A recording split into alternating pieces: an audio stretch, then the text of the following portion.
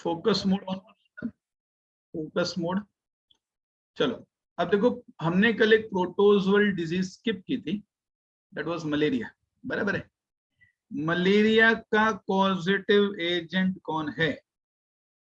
Okay, malaria का positive agent की बात करते हैं। देखो इधर क्या लिखा है, प्लाज्मोडियम स्पीशीज। तुमको पता है प्लाज्मोडियम जो है, ये कल ही हमने डिस्कशन किया था, ये प्रोटिस्टा ग्रुप का बंदा है। प्रोटिस्टा, जिसने बायोलॉजिकल क्लासिफिकेशन सही से पढ़ा होगा, उसके 5 टाइप्स है, chrysophytes, dinoflagellates, euglenoid, slime, mould and last में प्रोटोजोवन। तो ये प्रोटोजोवन ग्रुप का प्लाज्मोडियम है, समझ गए? ठीक है, तो ब्रॉडली ये प्रोटिस्टा का बंदा है। ऐसे ही क्या पता आपसे पूछे, फाइलेरियसिस किसका बंदा है? तुमको पता होना चाहिए, फाइलेरियसिस तुम्हारे एस्केलमेंथस का मेंबर है, एस्केलमेंथस का मेंबर है। तो विचेरिया बोलना एक बात होगी, लेकिन वो कौन से ग्रुप को बिलोंग करता है दूसरी बात होगी। अरे ह्यूमन बीइंग समझो कोई चीज का कल्प्रिट है, but isn't human being coming into Mammalia also? ऐसा कुछ भी हो सकता है ना। ठीक है, प्लाज्मोडियम स्पीशीज कॉजेटिव एजेंट है। उसके मेंबर्स कौन कौन से हैं? Plasmodium vivax, Plasmodium malariae, Plasmodium falciparum. समझा कि नहीं? एक यहाँ पर नहीं दिख रहा है बच्चों, एक यहाँ पे नहीं दिख रहा है, जीटीबी में उसकी चर्चा है, आप प्लीज लिख लीजिए, या लिखा होगा तो अच्छी बात है। Plasmodium ovale, there are total 4 types. हाँ, फैक्ट ही रहता है, वो गलत नहीं होता। तो ये जानकारी याद रखो, भले एनसीईआरटी में नहीं दिए तो। मैं ये नहीं बोल रहा हूँ कि तुम उसको जबरदस्ती लिखने का ही कहीं पे असर है तो, राइट। बट देन कभी ऑप्शंस आए, एक प्लाज्मोडियम वाइवेक्स है, एक मलेरिया है, एक ओवेल है, और एक ऑल ऑफ दिस है, तो आप ऑल ऑफ दिस आराम से टिक करने का, समझ गए? ठीक है, तो there are total 4 I would say species who generally cause malaria. उसमें से एक एमसीक्यू और हम ध्यान रखते हैं, Plasmodium vivax is the most commonest agent. समझे? अगर 100 मलेरिया के पेशेंट होते हैं, क्या पता 90 जितने प्लाज्मोडियम वाइवेक्स के वजह से ही मलेरिया हुआ रहे, बाकी 10 में प्लाज्मोडियम मलेरिये, फाल्सिफेरम और ओवेल आएगा। ठीक है, तो Plasmodium vivax is the most commonest, Plasmodium falciparum is the most dangerous. Dangerous समझता है? डेंजरस, ये वो मलेरिया है जो फेटल हो सकता है, ये ब्रेन तक इफेक्ट करता है, हम इसको सेरेब्रल मलेरिया वगैरह भी बोलते हैं। Cerebral malaria is not the exact synonym, I am just trying to stress out on a word कि नहीं यार, वाइवेक्स जो है वो कॉमनेस्ट है, और फाल्सिफेरम जो है वो मोस्ट डेंजरस फॉर्म है अमंग द 4। समझ गए? अगर मलेरिया में किसी की डेथ होती है, प्लेटलेट काउंट वगैरह मतलब बहुत लेवल पे कम होता है, वो है तुम्हारा फाल्सिफेरम वाला टाइप। ठीक है, चलो आगे बढ़ते हैं। मोड ऑफ ट्रांसमिशन के, by biting of female Anopheles mosquito, you know this है ना। Male anopheles mosquito are vegetarian, they don't feed on plant, they don't feed on actually blood। हाँ, फीमेल एनोफिलस मॉस्किटो जो है वो feed करती है blood. वो भी अगर थोड़ा और हायर साइंस सुनेंगे ना, हायर साइंस, तो पता चलेगा ये फीमेल एनोफिलस मॉस्किटो ब्लड सक करती थी, नॉट मेनली फॉर न्यूट्रिशन। ये भी कुछ नया बुक्स में देखा मैंने, न्यूट्रिशन के पॉइंट ऑफ व्यू से नहीं सक करती थी वो, उसको एक ऐसा मीडियम या पीएच प्रोवाइड करता था जिसमें फर्टिलाइजेशन ऑफ गैमेट्स वेमेट्स होगा। तो मतलब not essentially that Plasmodium vivax और any Plasmodium is what is a parasite. जाने दो, इसकी चर्चा ज्यादा कुछ नहीं है, एक आधा बुक में था तो मैंने बताया। Anyways, the mode of transmission is female Anopheles mosquito, male mosquitoes generally feed on plant sap, plant sap. हाँ, तो वो लोग बाइट ही नहीं करता एक्चुअली देखने को, ठीक है, तो इसलिए वो कैरियर भी नहीं है। ठीक है, सिम्टम्स क्या रहेगा मलेरिया में? ओके, सिम्टम्स में लिखा है hemozoin, this is a toxin released by Plasmodium, do remember this word, hemozoin. Haematology, haematology कहीं पे लिख सकते हैं, study of blood, haematology study of blood, बराबर है। तो ब्लड के अंदर एक टॉक्सिन बनाता है प्लाज्मोडियम, वही रिलीज होता है, आरबीसी सेल बर्स्ट होते हैं, ये सब टॉक्सिन ऑक्सिन निकलता है और दूसरे आरबीसी सेल पे फैलता है और तकलीफ देता है। एनीवेज पूछ सकता है dash is the toxin release by Plasmodium, answer क्या रहेगा? हीमोजोइन, ठीक है। This causes chills and high fever recurring every 3 to 4 days, ठीक है। ये भी कोई परफेक्ट साइंस नहीं है, टू बी प्रिसाइज है जो 4 टाइप के मलेरिया ना, ये कुछ में फीवर हर दिन आता है, कुछ में एक दिन छोड़ के आता है, कुछ में 2 दिन छोड़ के आता है, ऐसे सब फीवर्स होते हैं। बट ठीक है, मैंने क्या बोला, एनसीईआरटी तुम्हारी बाइबल है, इधर तुमको डॉक्टर नहीं बनने का, इधर क्या करने का है, इधर जो एनसीईआरटी लिखा हुआ याद करने का, हाँ, कि भाई हीमोजोइन एक टॉक्सिन है और कॉमन सिम्टम्स आर चिल्स आता है, हाई फीवर आता है, एक वर्ड की चर्चा नहीं है, हेडेक। मलेरिया में headache is more than body एक, समझे क्या? हेडेक ज्यादा होता है क्लिनिकली, पेशेंट कंप्लेन करता है उसको ठंडी बहुत लग रही है, उसको फीवर है और साथ में हेडेक बहुत ज्यादा है, this is what he will complain. समझ में आया क्या? This is how when you start practicing you can ask patient तुमको ठंडी ज्यादा, तुमको बॉडी पेन ज्यादा है कि हेडेक ज्यादा है, and try to figure out the answer. If he says headache बहुत ज्यादा है then your doubt should go towards malaria. If he says body एक ज्यादा है ना, your doubt can go towards typhoid और वायरल फीवर और ऐसा कुछ, समझे बात को? ये सब डिफरेंशियल डायग्नोसिस आप पढ़ेंगे, अभी वो मैं नहीं सिखा रहा। हाँ चलो ये हो गया, आगे बढ़ते, ठीक है। तो सिम्टम्स में 3, मुझे लगता है आपको एक प्लीज यहाँ पे एक वर्ड ऐड करना, क्या? हेडेक, हेडेक एक वर्ड ऐड करना चाहिए अगर एनसीईआरटी में नहीं दिया हो तो, ठीक है। हेडेक रहेगा, चिल्स रहेगा, हाई फीवर रहेगा, ठीक है। ये 3 थोड़ा सा कॉमन सिम्टम्स है, बराबर। आगे बढ़े ना, ना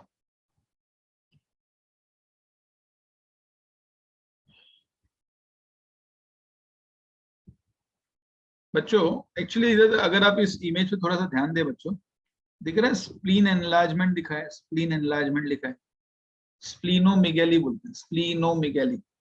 ऐसे ही लीवर में थोड़ा सा एनलार्जमेंट हो सकता है, उसको हिपैटोमेगैली बोलते हैं। पहले के गवर्नमेंट टेक्स्ट बुक में ये सब मलेरिया प्रोग्रेस कर जाए, मतलब मलेरिया 1 हफ्ते 10 दिन से चालू रहे, तब लास्ट में स्प्लीनोमेगैली और हिपैटोमेगैली भी दिखता है। You can understand the reason why. अरे आरबीसी सेल इतने टूट रहे हैं, ठीक है, हाँ, आरबीसी सेल इतने टूट रहे हैं, बराबर। तो और आरबीसी सेल टूटता है तो कहाँ जाता है पता है? स्प्लीन में जाता है। Spleen is a graveyard of RBC, पता है कि नहीं? लिख लो, नहीं पता हो तो, न्यू स्टूडेंट्स। हाँ, spleen is a graveyard of RBC. तो कहने का मतलब आरबीसी सेल जो है, जो मर रहे हैं, वो जाके उसी ग्रेवयार्ड में जमा हो रहे हैं, तो ग्रेवयार्ड भर जाएगा कि नहीं, है ना? तो स्प्लीन में स्वेलिंग आ सकती है, लीवर में स्वेलिंग आ सकती है, उसको हिपैटो एंड स्प्लीनोमेगैली बोलते हैं। चलो ठीक है, फाइन। प्लेटलेट काउंट भी कम होता है आगे चल के, ठीक है ना। Life cycle of Plasmodium, Plasmodium की लाइफ साइकिल के बारे में बात कर रहे हैं। किसके बारे में बात कर रहे हैं? प्लाज्मोडियम की। फीमेल एनोफिलस मॉस्किटो की लाइफ साइकिल के बारे में क्यों बात नहीं कर रहे? प्लाज्मोडियम की क्यों बात कर रहे हैं? क्योंकि प्लाज्मोडियम पॉजिटिव एजेंट है, उसकी लाइफ साइकिल सपने हो गया। हाँ, अपने को मलेरिया का कारण कौन है उसके बारे में पढ़ना चाहिए, ना कि मलेरिया कैरी किसने किया उसके बारे में पढ़ना चाहिए। Correct or not? ठीक है, तो life cycle of Plasmodium comes into picture. अच्छा ये देखो, ये मैंने जो है इमेज, ये तुम्हारी जो एनसीईआरटी टेक्स्ट बुक है शायद उधर का ही इमेज है, जीटीबी में भी ऑलमोस्ट ऐसा ही था, ठीक है। What can you understand from this? ठीक है, कहीं ना कहीं से शुरू करना पड़ेगा। जैसे इधर मॉस्किटो होस्ट लिखा है, मिला मॉस्किटो होस्ट। हाँ, ये मैं थोड़ा डिटेल में पढ़ाऊंगा बच्चों, डिटेल में आना चाहिए। एनसीईआरटी की खासियत है, कुछ चीजें स्ट्रेस नहीं करेगा, टीचर को आउट ऑफ द बॉक्स जाके स्ट्रेस करना पड़ता है कि आप सब कुछ समझ लो, फिर कुछ ट्विस्ट एंड टर्न पूछा तो आप कर लेंगे। ये मॉस्किटो होस्ट लिखा है, इधर रहेगा ह्यूमन होस्ट।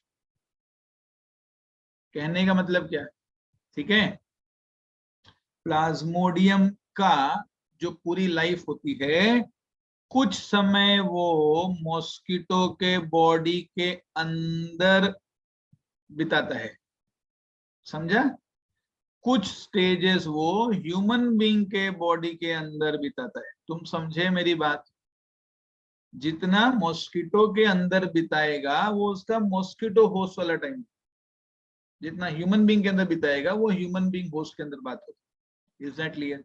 जैसे मैं बोलूं, समझो एक एक एक बच्चा है, हाँ, वो उसका जन्म हुआ यूपी में, ही गॉट, उसका बर्थ प्लेस मदर, मतलब उसका जो बर्थ प्लेस है यूपी था, बराबर है, और वो कुछ उसने अपनी प्राइमरी स्कूलिंग वूलिंग उधर यूपी से की, 10th स्टैंडर्ड वगैरह तक समझो उधर पढ़ाई की। बाद में उसके फादर क्योंकि मुंबई में आ गए थे काम वाम के चक्कर में, तो बच्चे को भी लेके आए, भाई चल आगे का पढ़ाई और आगे का नौकरी वोकरी उधर करना बॉम्बे में। बात समझे? तो क्या मैं बोलूँ, इस बच्चे का बचपना यूपी में बीता, बच्चे का जवानी और बुढ़ापा किधर बीता? बॉम्बे में बीता। समझे मेरी बात? वैसा ही प्लाज्मोडियम नाम के बच्चे का, प्लाज्मोडियम भी जब अपने छोटे स्टेजेस में होगा तो मैं बोलूंगा बच्चा है। तो प्लाज्मोडियम जो अपने बचपना, प्लाज्मोडियम का बचपना किसके बॉडी के अंदर बीता? मॉस्किटो के अंदर। और प्लाज्मोडियम की जवानी और आगे बुढ़ापा कौन से बॉडी में बीता? ह्यूमन बीइंग के बॉडी के अंदर। समझ में आता है मेरा भाषा? ठीक है, now see let us start. हम शुरू करते हैं हाउ टू डिस्कस थिंग्स। देखो मैं एक यहां से सपोज शुरू करता हूँ, साइकिल है ना, तो कहीं से भी शुरू कर सकते हैं। यहां से शुरू करते हैं, for example let us consider this as a start point, और बाद में फाइनली ये घूम के इधर एंड होगा। Correct or not? बराबर। अच्छा, तो सुनो, स्टार्ट पॉइंट से हम बात करते हैं। Let's understand what it is. Can you see क्या लिखा है? ये दिख रहा है, ये किसी पर्सन का हाथ है, उसके ऊपर मॉस्किटो इज बाइटिंग। कौन सी mosquito? Of course female Anopheles mosquito. अच्छा, फीमेल एनोफिलस मॉस्किटो जब मच्छर काटता है तो she is taking her, I would say, first blood meal. समझता है? First blood meal, second blood meal, वैसा। ठीक है, मैं मानता हूं फिलहाल, समझो समझो इन्फेक्शन के पॉइंट ऑफ व्यू से सब मच्छर जो है, जो जिस पर्सन को काट रहा है उसके बॉडी से ब्लड सक करती है। ब्लड के साथ प्लाज्मोडियम वाइवेक्स के गैमीटोसाइट भी आ जाते हैं। आ सकते हैं कि नहीं? अरे जिसको मलेरिया हुआ है, consider two person, this is person A and this is person B. समझ में आता है? एक हाथ में मैंने घड़ी पहनी है, ये पर्सन ए है, ये दूसरा पर्सन बी है, बराबर। जो पर्सन ए है, ठीक है, सुनो जरा ध्यान से सुनो, लिसन। पर्सन ए है, उसको ऑलरेडी मलेरिया हुआ है, समझा? ठीक है, माय लेफ्ट हैंड से इज ऑफ अ पर्सन ए, उसको मलेरिया ऑलरेडी हुआ है। तो तो इस ब्लड के अंदर प्लाज्मोडियम वाइवेक्स बहुत सारे होंगे, ठीक है, बराबर, जो कि माइक्रोस्कोपी होगा। अब एक मच्छर, दिस माउस इज अ मच्छर, ही कम्स इन बाइट, ठीक है, वो बाइट करता है, बराबर। बाइट करने से क्या करने वाला है? वो पर्सन ए के बॉडी से ब्लड सक करेगा, ठीक है। ये ब्लड जब सक करती है फीमेल एनोफिलस मॉस्किटो, तो ब्लड के साथ प्लाज्मोडियम वाइवेक्स भी चले जाते हैं। प्लाज्मोडियम वाइवेक्स के क्या जाते हैं? गैमीटोसाइट्स जाते हैं। क्या जाते हैं? गैमीटोसाइट्स। गैमीटोसाइट सिंपल भाषा में sperm cell and ovum cell, समझा? प्लाज्मोडियम वाइवेक्स के स्पर्म सेल और ओवम सेल चले जाते हैं फर्स्ट ब्लड मील के जरिए। किसके बॉडी में? ह्यूमन बीइंग के बॉडी में कि मॉस्किटो के? ह्यूमन बीइंग के बॉडी में तो था ही, उधर से निकल के फीमेल एनोफिलस मॉस्किटो के बॉडी में चले जाते हैं, बराबर, ठीक है। उधर जाते हैं तो कहाँ जाते हैं वो गैमीटोसाइट? वो गैमीटोसाइट घूम घूम के finally an female Anopheles mosquito के इंटेस्टाइन में जाते हैं। किधर जाते हैं? इंटेस्टाइन में। इंटेस्टाइन इज, जो फीमेल एनोफिलस मॉस्किटो जो है, उसकी इंटेस्टाइन एक प्रॉपर प्लेस, प्रॉपर जगह प्रोवाइड करती है where the fusion of gametes will occur. Sperm cell और ओवम सेल कहाँ फ्यूज होते हैं? किसके स्पर्म सेल? प्लाज्मोडियम वाइवेक्स के स्पर्म सेल, प्लाज्मोडियम वाइवेक्स के ओवम सेल कहाँ फ्यूज होते हैं?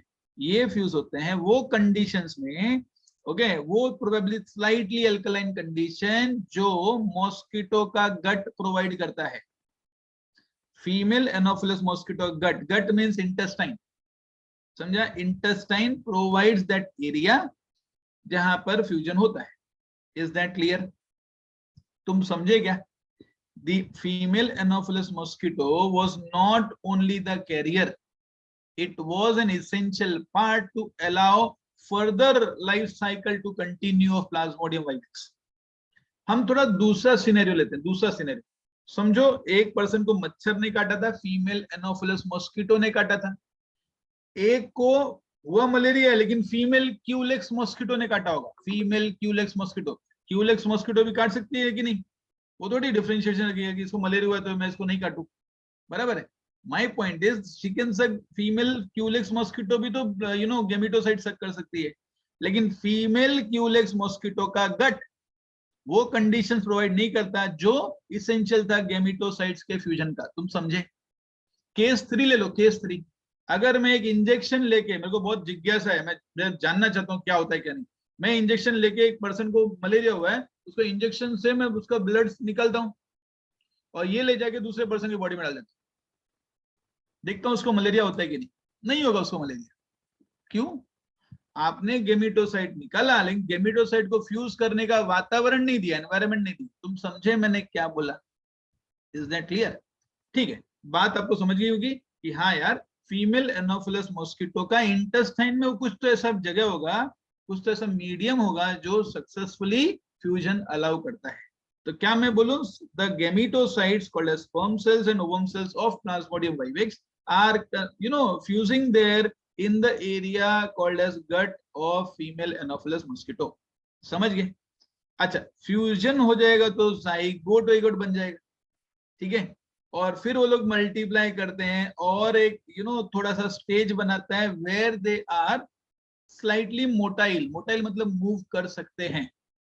तब वो गट से मूव करके फीमेल एनोफिलस मॉस्किटो के सलाइवरी ग्लैंड तक पहुंचते हैं. कहां पहुंचते हैं? सलाइवरी ग्लैंड तक पहुंचते हैं. वो भी क्या पहुंचता है? वो पहुंचता है प्लाज्मोडियम वाइवेक्स का असेक्सुअल स्टेज, जिसको बोलते हैं स्पोरोजोइड. क्या बोलते हैं? Sporozoite. What is this name sporozoite? Spores मतलब तुमको पता है रिप्रोडक्टिव कंटेंट होता है. zoids come from the name zoo is a property of, is a place where we keep animals. the zoo means movability. Animals को movability के important feature है कि नहीं? तो मैं बोलूंगा जो स्पर्म और ओवम फ्यूज हुआ उसके बाद कुछ दिनों के बाद, तुरंत नहीं, कुछ दिनों के बाद वो कन्वर्ट होते हैं into a stage called sporozoite. Sporozoite होना मतलब अब ये लोग उसी जगह पर सीमित नहीं रुकेगा, अब ये जाएंगे, वहां से निकलेंगे. कहां से निकलेंगे? वो निकलेंगे गट एरिया ऑफ मॉस्किटो से और मॉस्किटो के बॉडी में घूमेंगे. Mosquitoes etcetera have open circulation, कहीं पर भी घूम सकता है ब्लड. बराबर है. तो स्पोरोजोइड स्टेज पूरी बॉडी में घूमता है और जाके किधर जमा होता है? Salivary glands of mosquito. Female Anopheles mosquito के सलाइवरी ग्लैंड में जमा होता है. इतना बात समझा गया? कोई दिक्कत? ठीक है, मैं बोलूं मेरे को जो समझ में आए कि प्लाज्मोडियम वाइवेक्स का फर्टिलाइजेशन हुआ फीमेल एनोफिलस मॉस्किटो के स्मॉल इंटेस्टाइन या गट में. जैसे ह्यूमन बीइंग में फर्टिलाइजेशन होता है फेलोपियन ट्यूब्स के अंदर, एम्पुलरी रीजन के अंदर. पता है कि नहीं? फर्टिलाइजेशन एक जगह पे होता है, बाद में फेलोपियन ट्यूब से घूम के वो यूट्रस में, एंडोमेट्रियम में चिपकता है. वैसा कुछ हुआ, फिर यूट्रस के अंदर बच्चा डेवलप करता है फॉर अ टाइम बीइंग और फिर 9 महीने के बाद डिलीवरी होती है. Correct or not? वैसा ही कुछ समझो कि भैया फर्टिलाइजेशन किधर हुआ? फीमेल एनोफिलस मॉस्किटो के स्मॉल इंटेस्टाइन गट में. लेकिन बाद में वो बच्चे का समझो बर्थ हो गया, बच्चा थोड़ा सा बड़ा हो गया, चलने जैसा हो गया और चल चल के वो किधर पहुंच गया? सलाइवरी ग्लैंड पहुंच गया. क्या मैं बोलूं? प्लाज्मोडियम वाइवस का बचपना फीमेल एनोफिलस मॉस्किटो के अंदर बीत रहा है. वो भी उसकी बर्थ प्लेस शायद होगी किधर? Gut of female Anopheles mosquito. वो अपनी प्राइमरी स्कूलिंग करने के लिए चला गया किधर? Salivary gland of female Anopheles mosquito. बात समझ में आती है? समझा? तो बच्चे को स्कूल में डाल दिया. कौन सा बच्चा? प्लाज्मोडियम वाइवस का. जब वो चलने लगा तभी चल के किधर के पहुंच गया? वो सलाइवरी ग्लैंड में पहुंच गया. Is that clear?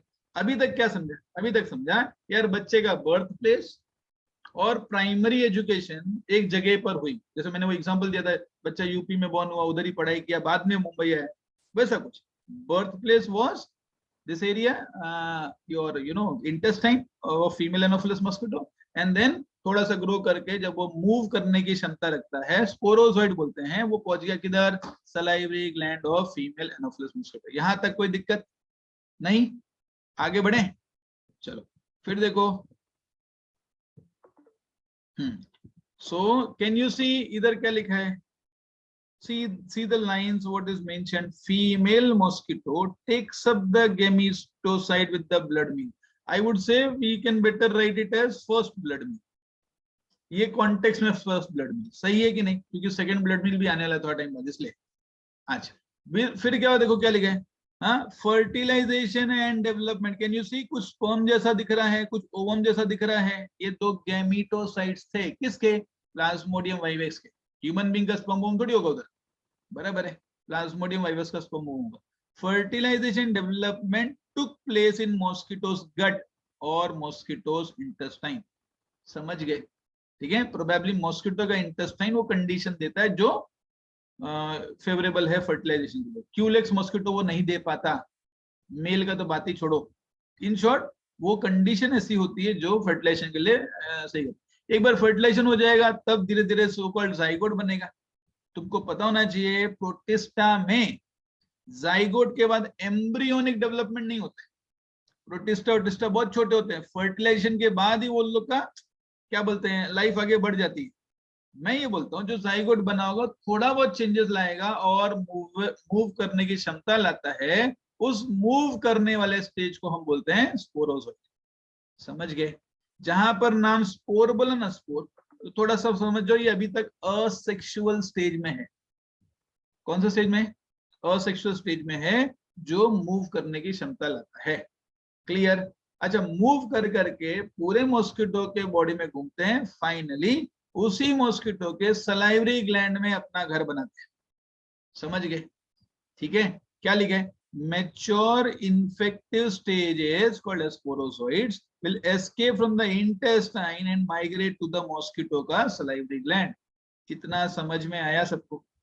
क्या मैं बोलूं कि ये बच्चा अब चलने जैसा हो गया और इसकी वो फाइनली इधर किधर पहुंच गया, जबकि बर्थ प्लेस उसकी इंटेस्टाइन थी, अब पहुंच गया सलाइवरी ग्लैंड ऑफ मॉस्किटो। अब क्या होता है, when the mosquito bites another human being, मतलब can I say this is the second meal। अपने कॉन्टेक्स्ट में फर्स्ट मील इधर थी मेरे बच्चों, अब ये आ गया सेकेंड मील।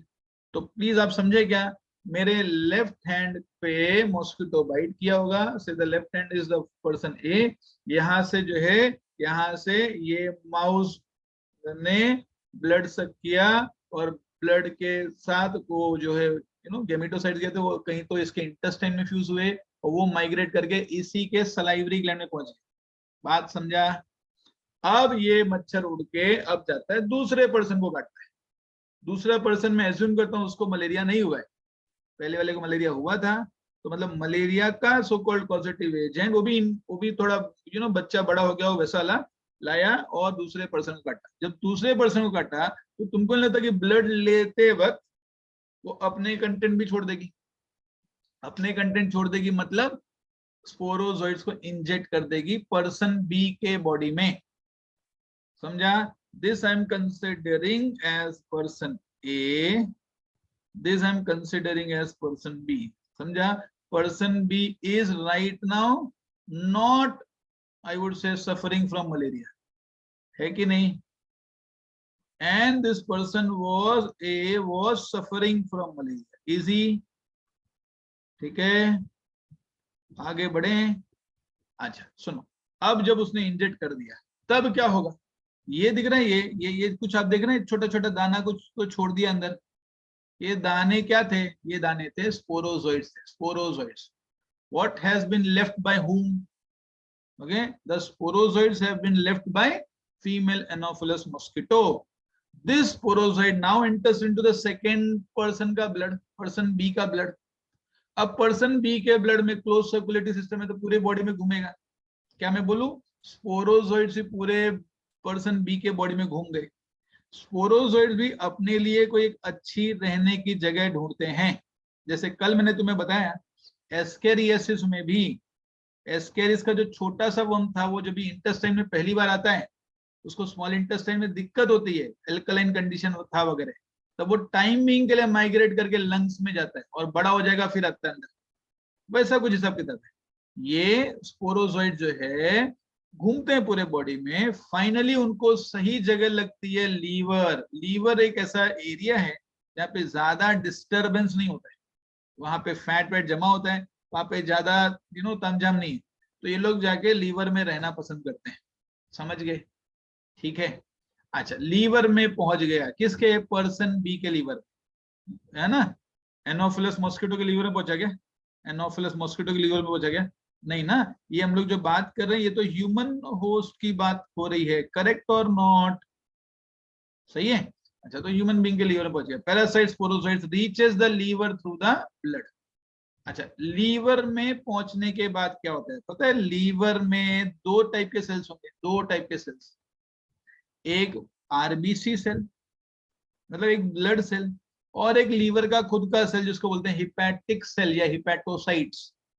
एग्री करते हैं कि नहीं स्टेटमेंट को? जिनको नहीं समझ में आ रहा हो, डाइजेशन चैप्टर में लीवर का डिस्कशन है कि लीवर के पास ऐसे हेक्सागोनल यूनिट्स होते हैं, है ना? यस और नो? वो हेक्सागोनल यूनिट्स जो है उसको हिपैटिक लोब्यूल बोलते हैं। कुछ याद आ रहा है क्या? समझा कि नहीं? अब ये हिपैटिक लोब्यूल के पास क्या होता है? बहुत सारे हिपैटोसाइट्स होते हैं। क्या होते हैं? हिपैटोसाइट्स। इन शॉर्ट इधर हिपैटोसाइट्स है और आरबीसी सेल, दो सेल अपने लिए काम का है, उसके बारे में बात करेंगे। समझ गए? क्या होता है, ये जो स्पोरोसाइट पहुंचा लीवर में, the parasite reproduces asexually in the liver cell. Liver cell में वो असेक्सुअली रिप्रोड्यूस करता है, अभी भी असेक्सुअली ही ग्रो कर रहा है। ठीक है। Bursting the cell and releasing into blood, मतलब सबसे पहले समझो आया, ठीक है, असेक्सुअली रिप्रोड्यूस किया किसके अंदर? लीवर सेल के अंदर, हिपैटिक सेल के अंदर असेक्सुअली आई वुड से रिप्रोड्यूस किया या मल्टीप्लाई किया। वो क्या करता है? लीवर सेल के अंदर ग्रो करता है और फिर लीवर सेल को फोड़ के बाजू के सेल पे गिरता है। बाजू का सेल कौन सा होता है? आरबीसी सेल होता है। सबसे पहले किधर आया? ग्रो किया, लीवर सेल पे ग्रो किया, फिर लीवर सेल में ग्रो करके वो बाजू के आरबीसी सेल पे जाता है फर्दर डेवलपमेंट के लिए। You should know this. जैसे ही ह्यूमन बीइंग के बॉडी में आया, वो ब्लड के माध्यम से लीवर तक पहुंच जाएगा। लीवर के अंदर first to infect will be hepatic cell. Hepatic cell, याद रखना, first to infect will be hepatic cell. Once it multiplies there, तो वो उधर असेक्सुअली ग्रो करता है और वो क्या नाम के ये स्पोरोजोइड्स वगैरह जो थे वो असेक्सुअली ग्रो करते हैं और लीवर सेल को फोड़ के बाजू वाले आरबीसी सेल पे गिरते हैं। आप ये डायग्राम का प्लीज थोड़ा मतलब समझिए। ये लीवर सेल दिखा रहा है आपको, दिख रहा है क्या? बॉक्स शेप का cell is the liver cell, circular shape का cell is the RBC cell. इतनी बारीकी से एनसीईआरटी पढ़ना है, ठीक है? तो पहले किधर गया? लीवर सेल में गया। लीवर सेल में कैसे रिप्रोड्यूस किया? हाँ भाई, असेक्सुअली रिप्रोड्यूस किया। Don't forget this word, asexually reproduce किया। ठीक है, लीवर सेल में रिप्रोड्यूस किया, बाद में लीवर सेल को बर्स्ट करके बाजू के ब्लड पे गया। ब्लड में कौन मिलेगा उसको? आरबीसी सेल मिलेगा। कौन मिलेगा? RBC cell. Can I say this thing has happened into hepatic cell? This thing has happened into RBC cell. Correct or not? ठीक है। जब ये आके RBC सेल पे इन्फेक्ट करता है तो parasite now reproduces again asexually. Can you see? इधर भी असेक्सुअल, इधर भी असेक्सुअल। सेक्सुअल स्टेज एकदम लास्ट में आएगा बच्चों, याद रखना। अरे कॉमन सेंस, कुछ लोग इसको भी रटते हैं, मैं तुमको समझाता हूँ। ह्यूमन बीइंग का बच्चा अगर जब बर्थ होगा, तुमको क्या लगता है डे 1 से उसके अंदर सेक्सुअल गैमेट बनाने की ताकत आ जाएगी क्या? नहीं, पहले बच्चा ग्रो होगा, पहले बच्चा अपने प्राइमरी स्कूल में जाएगा, सेकेंडरी स्कूल में जाएगा, हायर सेकेंडरी स्कूल में जाएगा, कॉलेज में जाएगा, तब उसकी शादी करने की उम्र होगी, तब जाके सेक्सुअल गैमेट बनाने की क्षमता आएगी। तो तुम ये समझो ना, बच्चे का बचपना, primary schooling salivary gland of mosquito में हुआ है कि नहीं, बराबर है, ठीक है। 5th तक 6th तक इधर पढ़ाई किया, फिर आया लीवर में, 10वीं तक इधर पढ़ाई किया लीवर सेल में, फिर और थोड़ा बड़ा आया तो कॉलेज में आया आरबीसी सेल, आरबीसी सेल में आया। लास्ट में जब सेक्सुअल स्टेज की बात आई, मतलब अब वो अच्छा खासा बड़ा हो चुका है। क्या समझा? हेपेटिक सेल में it multiplies asexually, liver cell में initially it multiplies asexually only. Can you sense this? There is asexual, there is asexual, and last में there is sexual stages. Can you see? कोई confusion है क्या? हमारी life में भैया sexual reproduction last में होता है, पहले हम असेक्सुअली ग्रो करेंगे, करेक्ट और नॉट, तो भूलना मत। तो पहले असेक्सुअली मल्टीप्लाई किया लीवर सेल में, लीवर सेल को फाड़ के लीवर सेल पे भी गिर सकता था और बाजू के आरबीसी सेल पे भी गिर सकता। जब आरबीसी सेल पे गिरेगा तो हम समझ लेंगे यार वो स्टेज आरबीसी सेल पे हो रहा है, लीवर सेल पे हो रहा था तो वो स्टेज लीवर सेल पे हो रहा था, ठीक है। मैं बोलूँ ये लीवर सेल उसका स्कूल था 5th to 10th स्टैंडर्ड वाला, आरबीसी सेल उसका कॉलेज था, ठीक है। और उसके बाद जब मैच्योर हो गया तो वो शादी करने को बंद हो गया, वो अपना गैमेटोसाइट बना सकता है, सेक्सुअल स्टेज, ठीक है। चलो, तो you must have understood the parasite reproduces asexually in the liver cell, bursting the liver cell, इधर खाली लिखा bursting the cell, with cell उधर लिखो liver cell, bursting the liver cell and releasing it into the blood, blood में release किया तो blood में कौन मिलेगा फाइनली, आरबीसी सेल, ठीक है। अच्छा, दिस पैरासाइट्स मतलब वही तुम्हारे असेक्सुअल स्टेजेस जो आए थे वो, है ना। This reproduces asexually now in the RBC cell, bursting the RBC cell and causing the cycles of fever and other symptoms. जिस समय बॉडी में आरबीसी सेल टूटते हैं उस समय पेशेंट को राइगर्स आता है, चिल्स आता है। जो मलेरिया में जबरदस्त ठंडी लगती है, जबरदस्त ठंडी लगती है एक्चुअल मलेरिया में, वो उस समय होता है जब पेशेंट के आरबीसी सेल टूट रहे होते हैं, समझा कि नहीं। आरबीसी सेल टूट रहे होते हैं तो बॉडी में ठंडी बहुत जबरदस्त लगती है। जब ये आप प्रैक्टिस करने बैठेंगे तो आपको समझ में आएगा कि मलेरिया का पेशेंट ना ऐसा एक्चुअली डायग्नोस करने को, अगर वो ठंडी वाले स्टेज में है, बहुत इजी है, ठीक है। ही विल बी कमिंग, सब कुछ गर्मी का मौसम रहेगा लेकिन पेशेंट का रिलेटिव उसको कंबल में लेके आएगा, ऐसा ऐसा ऐसा करते रहेगा, समझा बात को, कंबल में लेके आएगा। गर्मी के दिन में कंबल में कौन आता है भाई, तुमको लग रहा है अलग लेवल का ठंडी लग रहा है उसको, ठीक है। ये जो ठंडी होती है, अगर आप थोड़ा डिटेल्स पढ़ेंगे, you know your final year MBBS book, ठीक है, उधर आपको बताएगा this chills will last for around 45 minutes to 1 hour, समझा। ये जो ठंडी होती है, जो बहुत ठंडी होती है, वो करीब 45 मिनट 1 घंटे तक रहती है, ठीक है। तो अगर आपको पेशेंट लेके आए, रिलेटिव लेके आए, बहुत टेंशन में रहता है, अरे क्या हो गया डॉक्टर, देखो जरा इसको इतना ठंडी लग रहा है ये वो, ठीक है, रिलैक्स, शांति, हाँ तुमको समझ गया मलेरिया ही है। ये ठंडी कितने टाइम के लिए रहेगी, 45 मिनट्स के लिए रहेगी, बराबर है, 45 मिनट्स 1 आवर के लिए ठंडी रहेगी। तो तुम उसको कुछ एक इंजेक्शन देने का, यानी पेन किलर और एंटीबायोटिक, उसमें कुछ खास होने वाला नहीं है, ठीक है, उससे थोड़ा फीवर कम होगा, मेन तो उसकी ठंडी अपने आप खत्म हो जाने वाली after 45 minute, do you know this, समझा। तो तुमने कोई चमत्कार नहीं किया, बट पेशेंट को तो तुम कॉन्फिडेंटली बोल सकते हैं मैं एक इंजेक्शन दे रहा हूँ, 45 मिनट 1 घंटे में उसका ठंडी कम हो जाएगा, दिस इज द नेचर, ठीक है। You understood what is going on, तुमको ऐसी दवाई देनी पड़ेगी जो इसके यू नो प्लाज्मोडियम को मारेगी, दैट्स अ डिफरेंट स्टोरी, वो क्लोरोकिन मेडिसिन देना पड़ेगा, बताएंगे वो बारे में।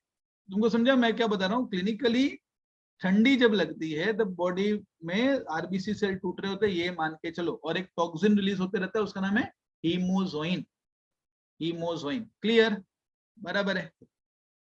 चलो आगे बढ़ते हैं। फिर देखो, फिर दिख रहा है क्या, आरबीसी सेल के आने, आरबीसी सेल पे जब आ जाएगा तब वो लोग ट्रांसफॉर्मेशन करते हैं, some of the asexual stages converts into male gametocyte, other will convert into female gametocyte। अब ये लोग अपने अंदर ट्रांसफॉर्मेशन लगता है, कुछ स्पर्म जैसे बन जाते हैं, कुछ ओवम जैसे बन जाते हैं, बात समझा। अब स्पर्म और ओवम जैसे बन गया पर्सन बी के बॉडी में, पर्सन बी के बॉडी, तुमको नहीं लगता कि person B is now ready to spread the disease provided he gets again a mosquito bite? समझा कि नहीं? अगर मॉस्किटो बाइट नहीं होती, कोई दूसरी बाइट होगी तो क्या होगा? इस ह्यूमन बीइंग के अंदर, पर्सन बी के अंदर मेल गैमेटोसाइट्स ऐसे ही पड़े रहेंगे, फीमेल गैमेटोसाइट ऐसे ही पड़े रहेंगे, आजू बाजू में होके भी वो फ्यूज नहीं कर सकता क्योंकि फ्यूजन के लिए उसको मॉस्किटो के गट का वातावरण चाहिए था। तुम समझे मेरी बात? इससे क्या कंक्लूड हुआ? Just think on a broader scale. अगर समझो ह्यूमन बीइंग एक्सटिंक्ट हो गया, ह्यूमन बीइंग एक्सटिंक्ट हो गया, ह्यूमन बीइंग खत्म हो गए, तो बाय डिफॉल्ट ये जो प्लाज्मोडियम वाइवेक्स है इनकी जात भी खत्म हो जाएगी। तुम समझे कैसे? ह्यूमन बीइंग नहीं होगा तो इस बच्चे की सेकेंडरी एजुकेशन किधर होगी?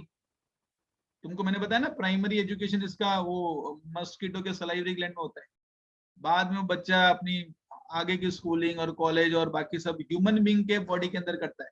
कैन आई से human being is also a compulsory host? so is mosquito also the compulsory host? दोनों की लाइफ मिलेगी तो इसका लाइफ साइकिल चलेगा। इसमें से एक बंदा हट जाए, तुम मॉस्किटो हटा दो, प्लाज्मोडियम वाइवेक्स समाप्त। तुम ह्यूमन बीइंग हटा दो, प्लाज्मोडियम वाइवेक्स समाप्त। तुम समझे? That is why malaria is digenetic. भारी इंफॉर्मेशन बताना है।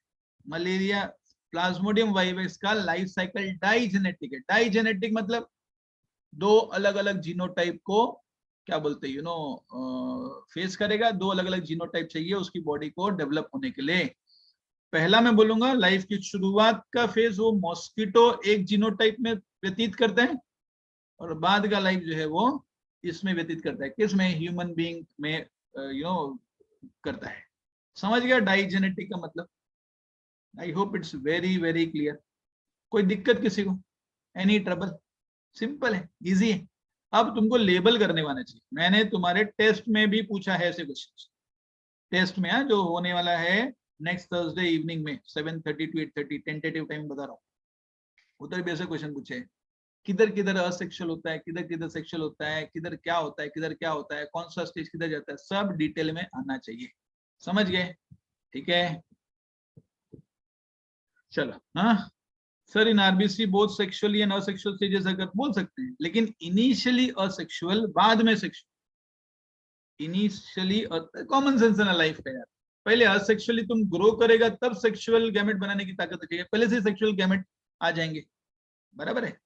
अच्छा अच्छा, व्हाट इज द ट्रीटमेंट? अगर ट्रीटमेंट की बात करें तो क्लोरोक्वीन टाइप की मेडिसिन काम आती है। क्लोरोक्वीन, प्राइमाक्वीन, ये वो। हाँ तो आप एक वर्ड प्लीज लिख लो, क्लोरोक्वीन, या कुछ एनसीईआरटी में नाम होगा तो बताना जरा। हाँ, क्लोरोक्वीन टाइप की मेडिसिन एंटी मलेरियल मेडिसिन होती है। डन, सिंपल, आगे बढ़े। नेक्स्ट,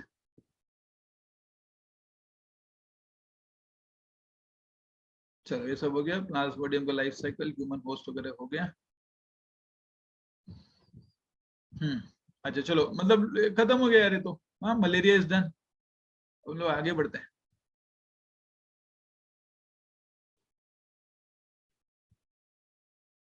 किसी को इसमें कोई दिक्कत था क्या? ये जो कल आपने लिखा था, इसमें किसी को दिक्कत था क्या? वेक्टर बॉर्न डिजीज मतलब लिविंग एजेंट। तो malaria is a vector borne disease क्योंकि जो लेके आती है वो एक बायोलॉजिकल कंपोनेंट है। Correct or not? Female Anopheles mosquito. Filariasis also vector borne. Dengue is because of aedes mosquito, ये भी वेक्टर बॉर्न। काला आजार, सैंड फ्लाई, मक्खी है, मक्खी जो मिट्टी में रहती है, और kala azar is carried by sand fly. Okay, leishmania donovani ये उसका पॉजिटिव एजेंट है। हाँ, लेशमेनिया डोनोवनाई उसका पॉजिटिव एजेंट है। African sleeping sickness is brought by सी फ्लाई। सी fly, the T is silent. ठीक है। Cholera is brought by housefly. Chikungunya is by mosquitoes at times. ठीक है, बराबर। ये मैंने कुछ ऐसे लिस्ट बनाई बच्चों, ठीक है, जिसको बोलते हैं ना परफेक्ट करने के लिए थोड़ा ये सब रहेगा तो अच्छी बात। व्हीकल बोर्न में जैसे कॉलेरा वाटर बोर्न डिजीज हो गया, ठीक है, डिसेंट्री डायरिया ये भी वाटर बोर्न है, typhoid can be food borne water borne, AIDS जो है वो ब्लड के जरिए या जेनाइटल सिक्रीशन के जरिए आएगा, हेपेटाइटिस जो होता है जनरली ब्लड या तो फिर वाटर बोर्न इन्फेक्शन होता है, ठीक है। अच्छा सुनो, एक डाउट ऐसा सर, काला आजार मतलब क्या? Not required, not required. हाँ, काला आजार जो है एक बीमारी है जिसके बारे में नहीं भी पढ़ा तो चलेगा, कोई दिक्कत नहीं है, ठीक है। Sand fly is the one which is going to bring it. देखो नाम से सुनता है, काला means you know that the body will have some blackish discolouration, ठीक है। एंड आजार मतलब the body is not at ease, तो कोई बीमारी हुआ है ऐसा, कोई जरूरत नहीं उतना पढ़ने का, है ना। जिधर मैंने फुल स्टॉप लगा दिया ना उसके आगे नहीं बता रहा, मतलब तुमको भी पढ़ने की जरूरत नहीं है, सिंपल, ठीक है। चलो, तो ये रीडिंग कब होनी चाहिए? जब तुम्हारा एनसीईआरटी तगड़ा तैयार हो गया। हाँ, तगड़ा समझता है, 5-6 बार एनसीईआरटी रीड हो गया, सब कुछ आ गया, तब तुम इसको पढ़ना, ठीक है। Otherwise even if you avoid it, I don't mind, till the time you get 340 plus, 360 में 340 प्लस आना चालू हो, तब तुम ये सब मेरी एक्स्ट्रा इन्फॉर्मेशन को याद करने का, मैं तुमको कितनी बार बोलता हूँ ना, ये एक्स्ट्रा इन्फॉर्मेशन, इसका फोटो ले लो, ठीक है। तो ऐसा वाला extra information should be done at very and. चलो हम शुरू करते हैं एक दूसरे सेगमेंट पे, that is human immune system. रुक जाओ जरा यार, इम्यून सिस्टम से पहले मैं काम करता हूँ ना, एक बीमारी वो कैंसर भी पढ़ा देते हैं, कैंसर में इम्यून सिस्टम कुछ खास नहीं चाहिए, एड्स बाद में पढ़ाएंगे। हाँ देखो बच्चों, आपके टेक्स्ट बुक में ना कैंसर एक टॉपिक होगा, कैंसर, बराबर है। हाँ, तो मैं कैंसर पहले पढ़ा रहा हूँ, फिर देखते हैं क्या करने का, करेक्ट, क्योंकि एड्स और इम्यूनिटी सिस्टम थोड़ा रिलेटेड है। हाँ, तो लेट्स फर्स्ट डिस्कस कैंसर आपके सामने, क्योंकि अभी बहुत बार ना ऐसे टाइम देके भी काम करना पड़ता है। अभी अपना टाइम 25 मिनट आधे घंटे का, उसमें कैंसर वैंसर सही से हो जाए। देखो कैंसर जो है स्लोली प्रोग्रेसिंग डिजीज है, धीरे धीरे धीरे धीरे इंसान को ग्रिप कर लेता है वो बीमारी से, ठीक है। चलो आगे देखो क्या होता है एग्जैक्टली। कैंसर में there are 2 types of tumours, ठीक है। ट्यूमर के पहले what is cancer? It is an abnormal and uncontrolled mitotic division of cells leading to formation of tumour. आप लोग सब लोग कहीं पर मेरी भाषा में डेफिनेशन लिखिए, कैंसर इज रैपिड, ये जो मैंने लिखा है, मेरे को ये डेफिनेशन खास पसंद नहीं है, एनसीईआरटी में है, what should be an easier one, लिख लो थोड़ा एक इजी वाला। Cancer is rapid uncontrolled, rapid uncontrolled mitotic division of cells, rapid uncontrolled mitotic division of cells leading to formation of tumor, leading to formation of tumor। समझ गए? ये video क्यों of है? श्वेता मौर्य, श्वेता यादव, गौरव मौर्य, सुदीप्ता बिशल, हाँ हाँ, तो लिखा rapid uncontrolled mitotic division of cells leading to formation of tumour, ये होता है कैंसर का मेरी भाषा में डेफिनेशन, ठीक है।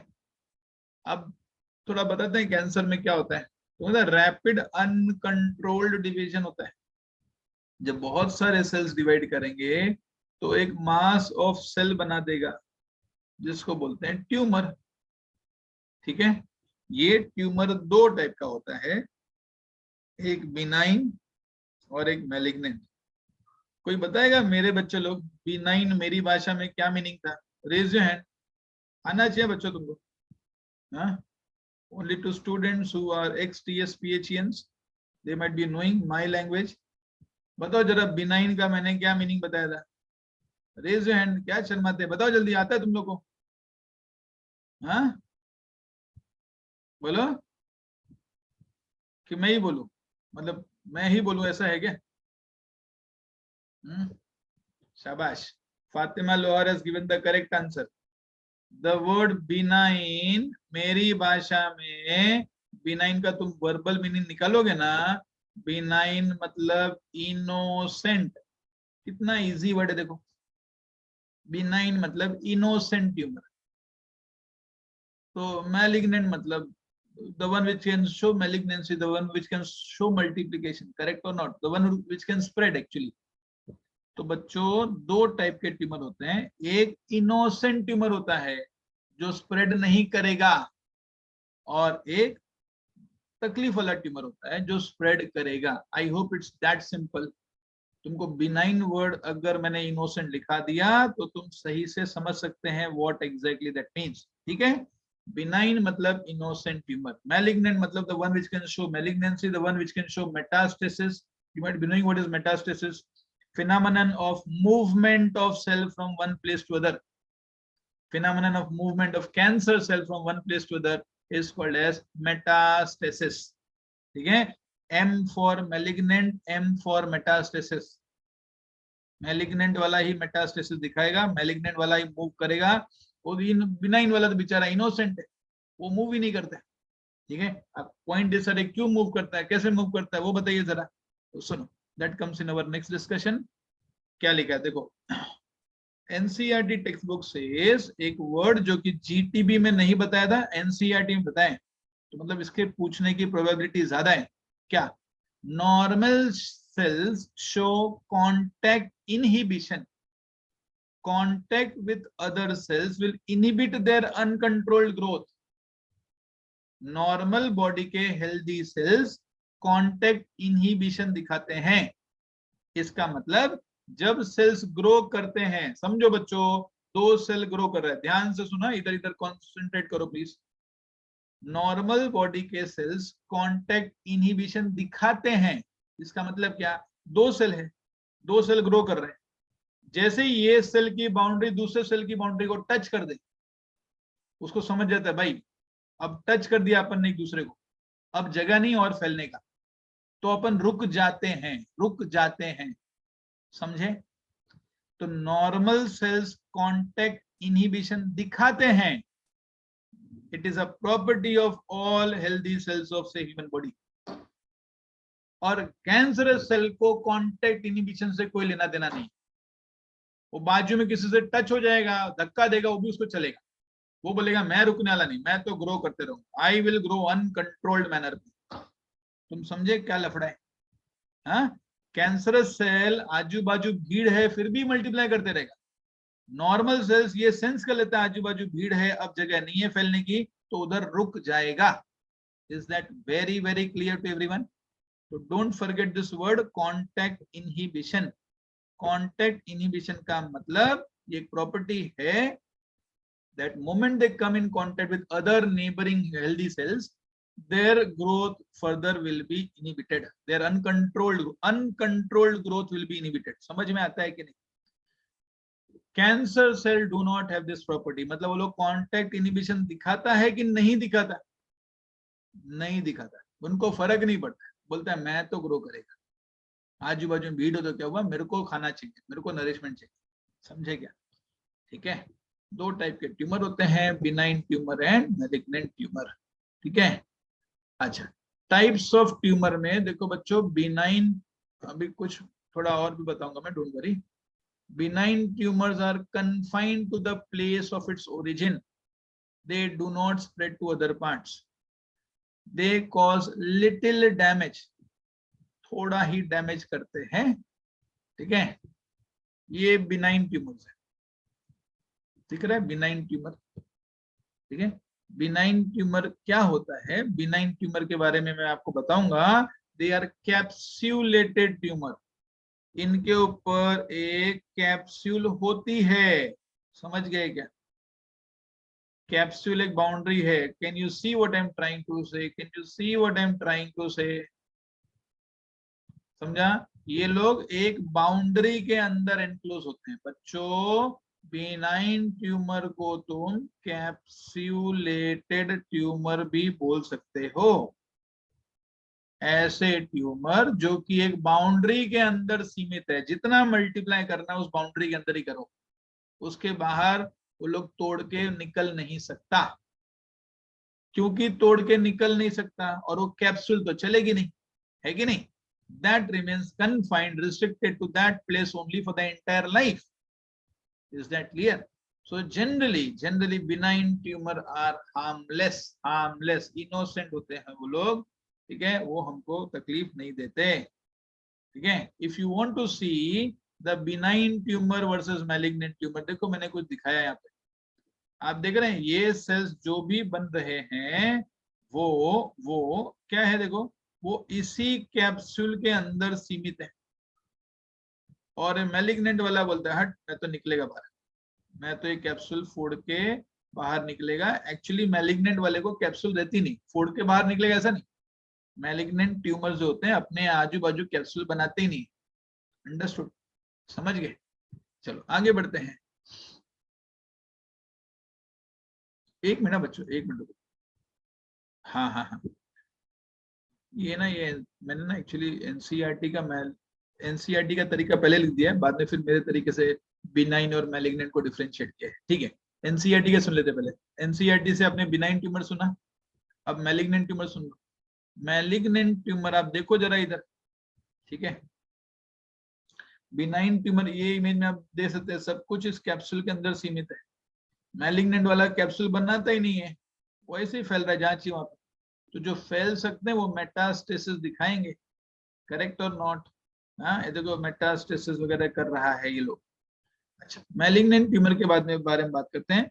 These are mass of proliferating cell. Mass of proliferating मतलब ग्रो करना, फैलना, ये सब, ठीक है।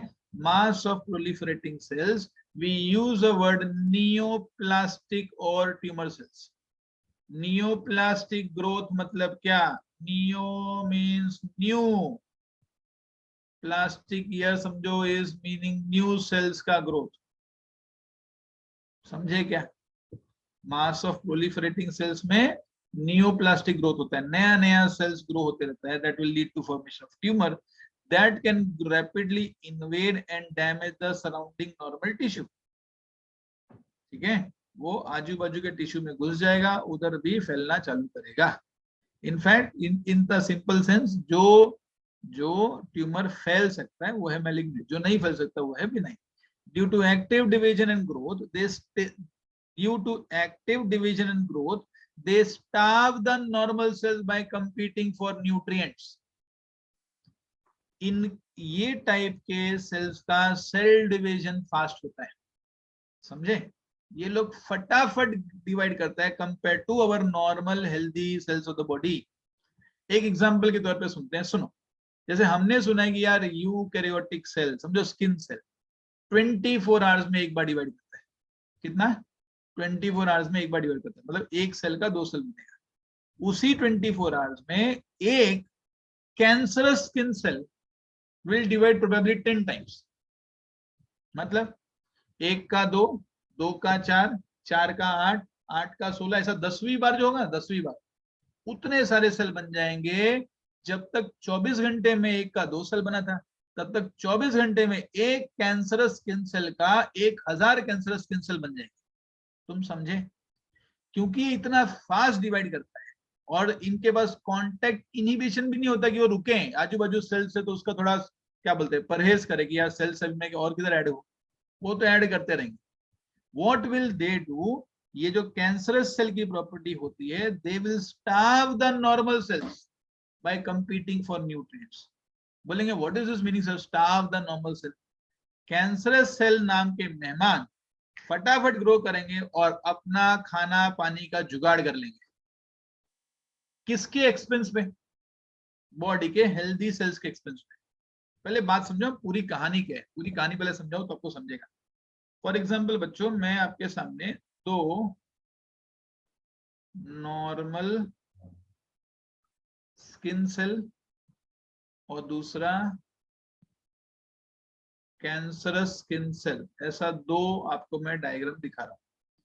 समझो ये नॉर्मल स्किन सेल है, यहाँ पर सेल्स जो है वो वेल स्पेस्ड है, समझा? ठीक है। कैंसरस स्किन सेल में क्या होता है, इधर भी इनिशियली वेल स्पेस्ड था, लेकिन फिर कैंसर नाम का राक्षस आ जाता है, ये समझो एक कैंसरस सेल आ गया। ठीक है, ये कैंसरस सेल क्या करेगा, फटाफट डिवाइड करेगा, फटाफट डिवाइड करेगा, फटाफट डिवाइड करेगा, फटाफट डिवाइड करेगा। पता चला जब तक येलो वाले स्किन सेल 1 के 2 होंगे तब तक ये लोग 1 का 2000 हो जाएगा। तुम समझे? धीरे धीरे धीरे धीरे फैलने भी लगेगा, तो ऐसा ग्रोथ भी आ जाएगा। This growth will be seen as tumour as well. तुम समझे? देखो प्रॉब्लम किधर है, मैं तुमको बताऊं प्रॉब्लम किधर है। प्रॉब्लम इधर है कि आप जरा अगर बॉडी के पॉइंट ऑफ व्यू से सोचे तो दिस वेर हेल्दी, येलो वाले were healthy skin cells, yes और नो? इनको इनको न्यूट्रिएंट्स मिलना चाहिए, और ये जो सब है ये कैंसरस स्किन सेल्स है। ठीक है, ये लोग एक्चुअली मेहमान है, मेहमान है, समझता है कि नहीं? देखो कैसा है बताओ क्या, हमारे घर पे समझो, मेरे घर पे 1 2 3 4 5 6 6 लोग हैं। ठीक है, शायद 6 लोग के लिए मैं कमा सकता हूँ, उनको ठीक ठाक खाना दे सकता हूँ, कुछ कर सकता हूँ। मेरे घर पे 1 या 2 मेहमान आए कुछ दिन के लिए मैं बर्दाश्त कर सकता हूँ, 1 या 2। लेकिन अगर मेरे घर पे भंडारा खुल गया, एक साथ 10,000 लोग आ गए, 10,000 लोग, बहुत बड़ा दिल किया तो मैंने 2 4 दिन 5 दिन 6 दिन में खिला पाऊँ, बराबर है? एक पर्टिकुलर टाइम पे क्या होगा कि इन लोग को खाना, मतलब ये लोग ऐसे जिद्दी लोग हैं कि ये लोग घर के जो 6 लोग हैं ना, जिनको खाना चाहिए था जिंदा रहने के लिए, उनसे भी खाना खींच के खुद का पेट भर लिया।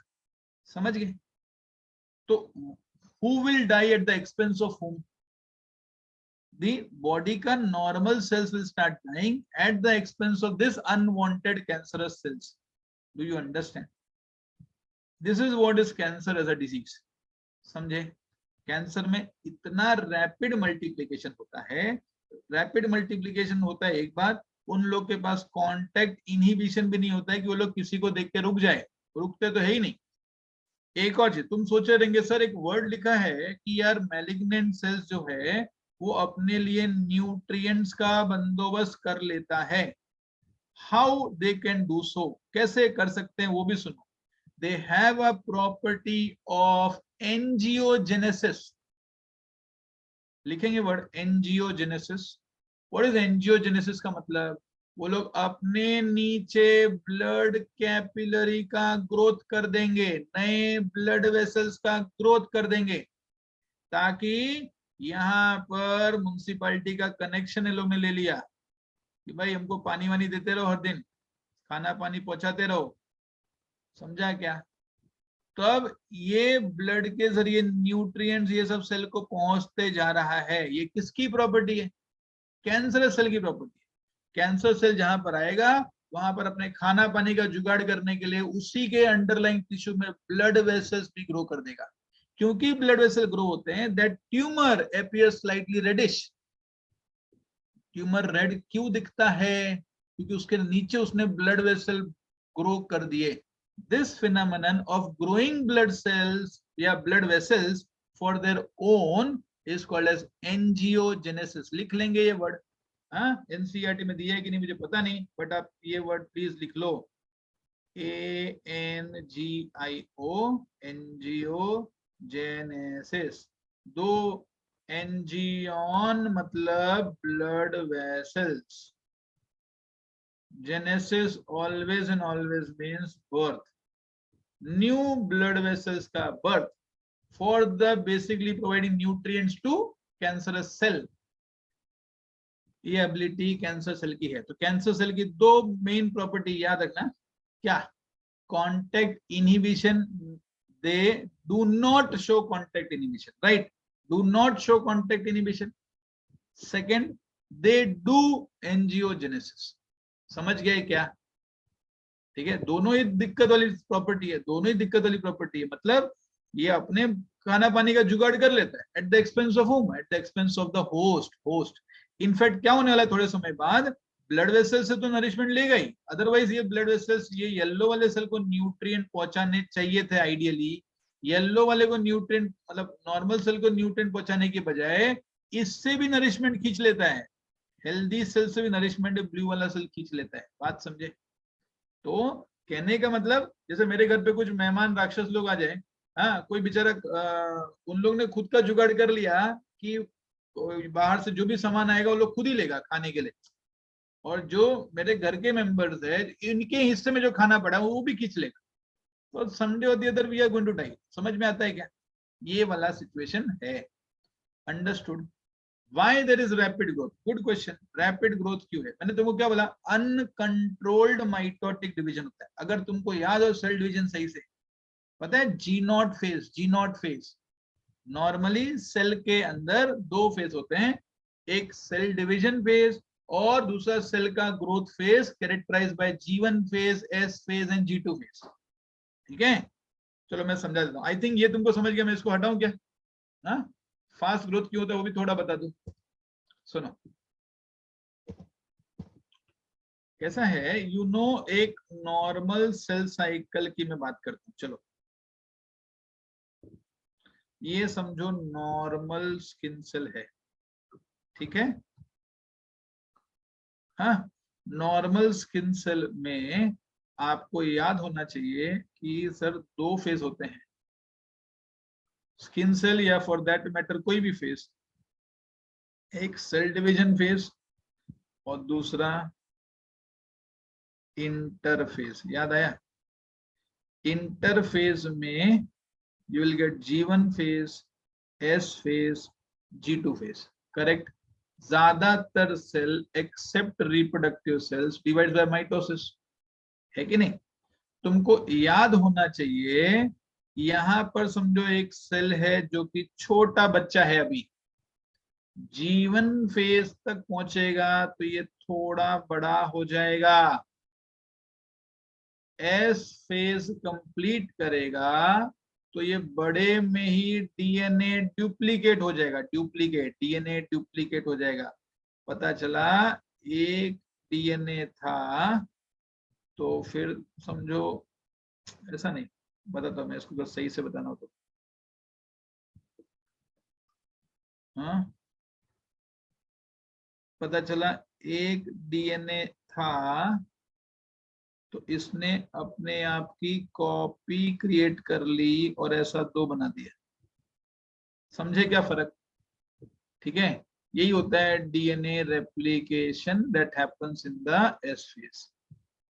बाद में G2 फेज में भी थोड़ा बहुत और ग्रोथ होता है, थोड़ा बहुत और ग्रोथ होता है। समझो, ये लो मैंने बढ़ा दिया। तुमको नहीं लगता बच्चों बाद में ये डिवाइड करेगा और ऐसे दो डॉटर सेल बनाएंगे? कुछ समझा क्या? इतना समझा? ये नॉर्मल स्किन सेल की I would say life cycle है। Think about a cancerous skin cell. तुमको मैं अगर टाइम फ्रेम भी बताऊं, यहां से लेके समझो दिस इज दी 0R, समझे?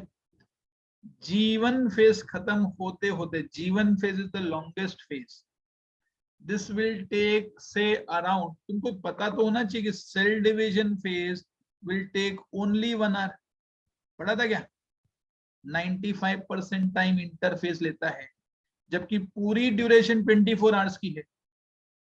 तो क्या मैं बोलूं interphase will take 23 hours and cell division will take 1 hour. समझ में आता है क्या बात? 23 आवर्स में करीब करीब 8 घंटे या 10 घंटे जीवन फेज चलता है, ठीक है? 5-6 घंटे ये चलेगा तुम्हारा क्या, एस फेज। समझो 6 आवर्स लिख दिया, ठीक है? 10 और 6 10 आवर्स, 16 आवर्स। फिर ये 6 आवर्स मत देखो, ये 10 आवर्स की जगह इसको 8 आवर्स करो, ठीक है? 18 आवर्स, और समझो ये 5 आवर्स।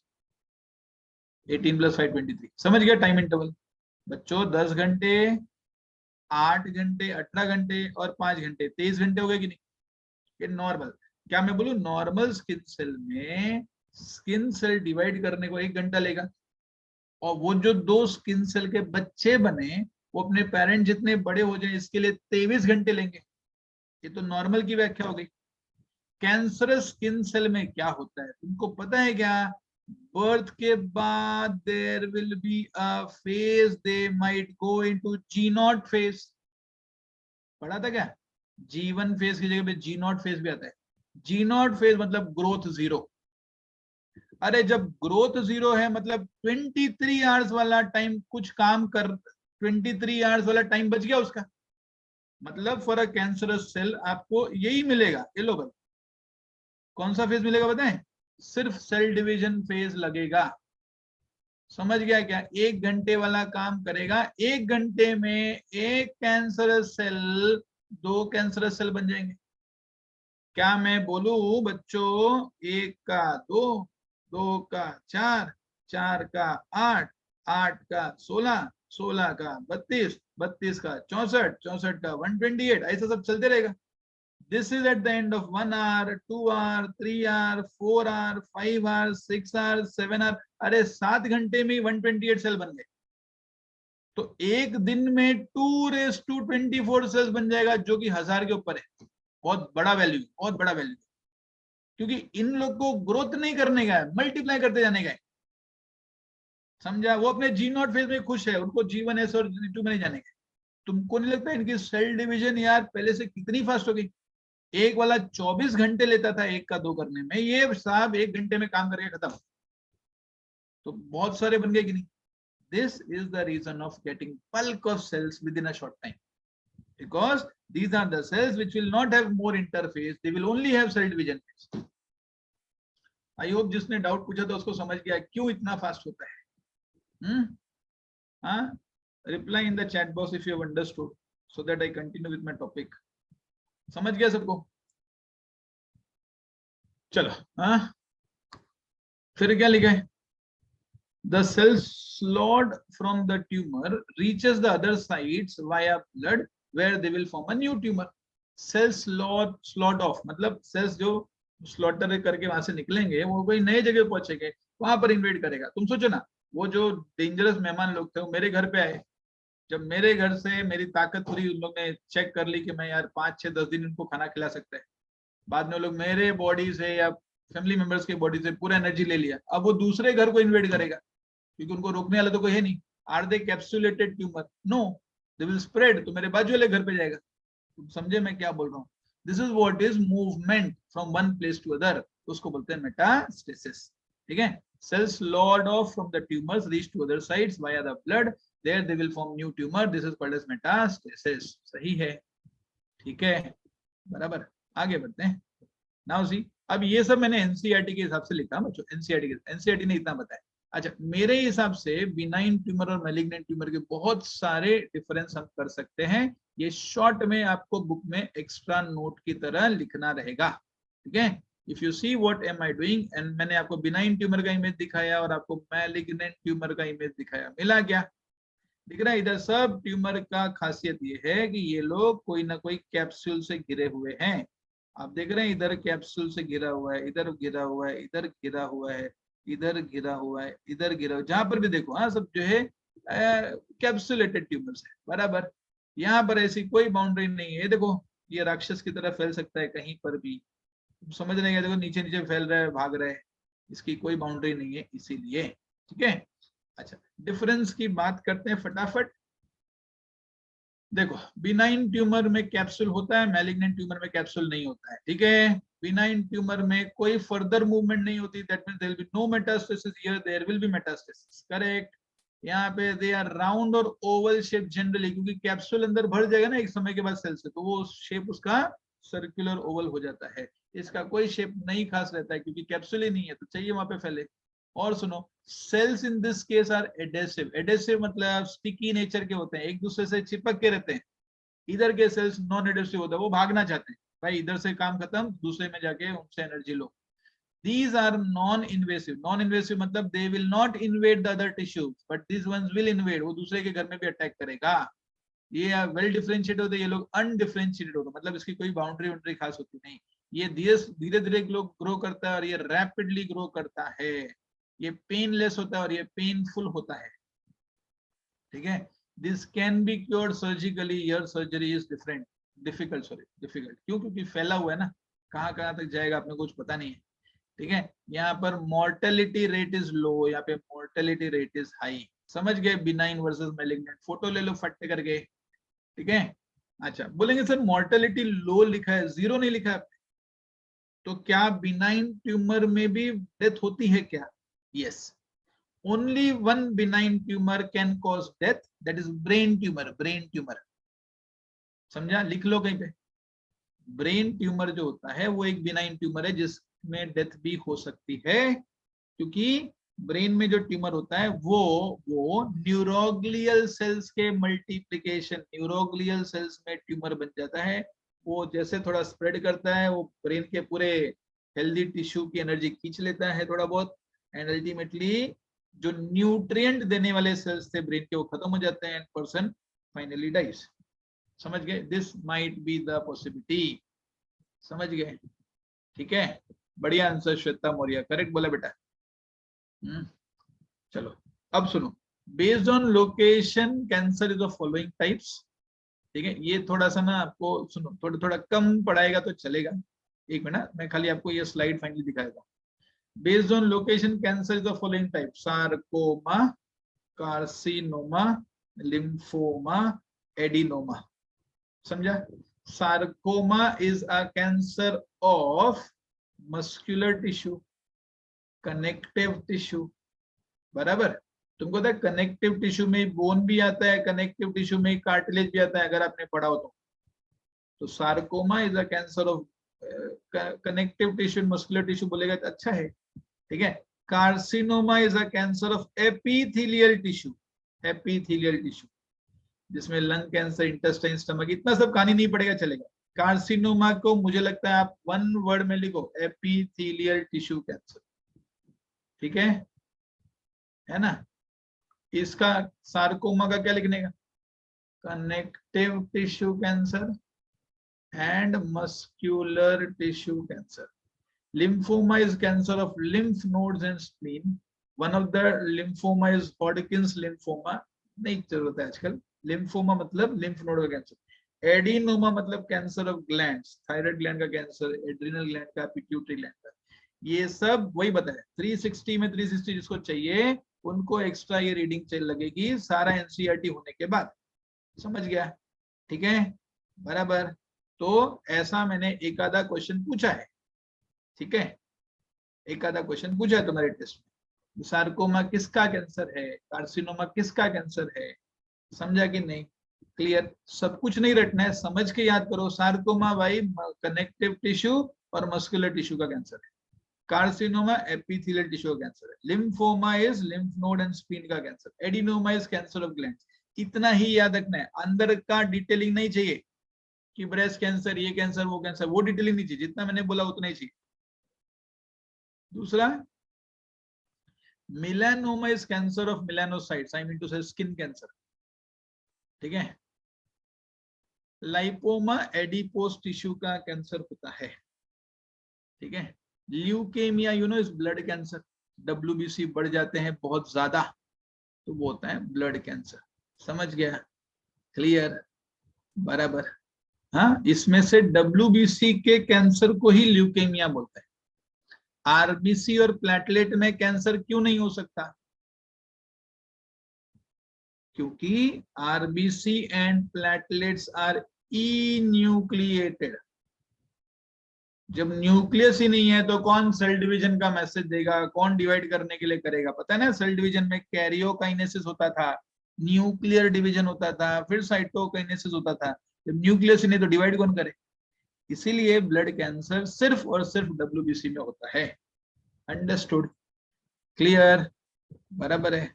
चलो आगे बढ़ते हैं. वही ल्यूकेमिया में ल्यूकेमिया कैंसर में WBC count can go to 2 to 10 lakh. जबकि नॉर्मल होता है करीब 10,000 पर क्यूबिक मिलीमीटर। ठीक है, कैंसर के सिम्टम्स सुनो। अभी कोई ऐसा नहीं है घड़ी देख के नहीं बैठने का कि अरे 9:30 हो गया सर छोड़ो, राइट। तुम अलग बैच में अलग मिशन पे है, जब ये टॉपिक खत्म होगा तो दूंगा ब्रेक, बराबर।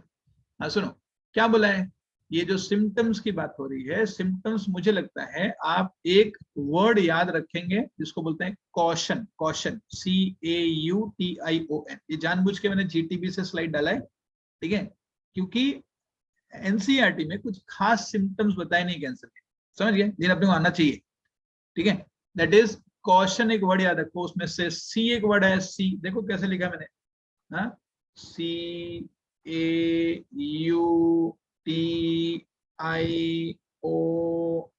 कॉशन वर्ड से हम टेक्निक बना रहे हैं जो कैंसर के सिम्टम्स को बताएगा। कॉशन में C stands for change in bowel और bladder habit. What is bowel और ब्लैडर हैबिट? ब्लैडर मतलब यूरिन फ्रीक्वेंसी, यूरिनरी ब्लैडर, सुना है कि नहीं? बॉवेल मतलब स्टूल फ्रीक्वेंसी, स्टूल फ्रीक्वेंसी। जिसको जिसको रेक्टल कैंसर होगा, जिसको यूरिनरी ब्लैडर में कैंसर होगा, तो स्टूल फ्रीक्वेंसी बढ़ सकती है। दिन में नॉर्मली हम एक बार स्टूल के लिए जाते हैं और यूरिन के लिए 5-6 बार जाते हैं। तो जो एक बार जाना चाहिए वो 4-5 बार जा रहा है, जो 5-6 बार जाना चाहिए वो 10-12 बार जा रहा है। ऐसा तो डायबिटीज में भी होता है। तो क्या करने का सर? अरे मूर्खों, पहले डायबिटीज चेक करने का, फिर आगे सोचने का कैंसर के बारे में, है ना? ठीक है, पहले सिंपल चीजों को रूल आउट करने का, ठीक है। फिर क्या? कॉशन, फिर ए वर्ड है, ए। This means a sore that does not heal. Here C, पहले जो सी था वो चेंज वर्ड से आपको याद रखना था। ए means a sore that does not heal. सोर मतलब जख्म, इंजरी। हाँ, कोई इंजरी हुई है, बार बार ब्लीड कर रही है, ठीक नहीं हो रही है, तो वहां पर भी कैंसरस ग्रोथ हो सकता है। U stands for unusual bleeding from natural opening of the body. Natural opening is mouth, nose, ear, eyes. Urinary track पे, पेनिस पे ओपनिंग होता है, एनल ओपनिंग होता है, अम्बलिकस ओपनिंग होता है। जितने ओपनिंग बताए, अगर इसमें से कोई भी ओपनिंग से ब्लीडिंग हो रही है, मतलब कैंसर हो सकता है।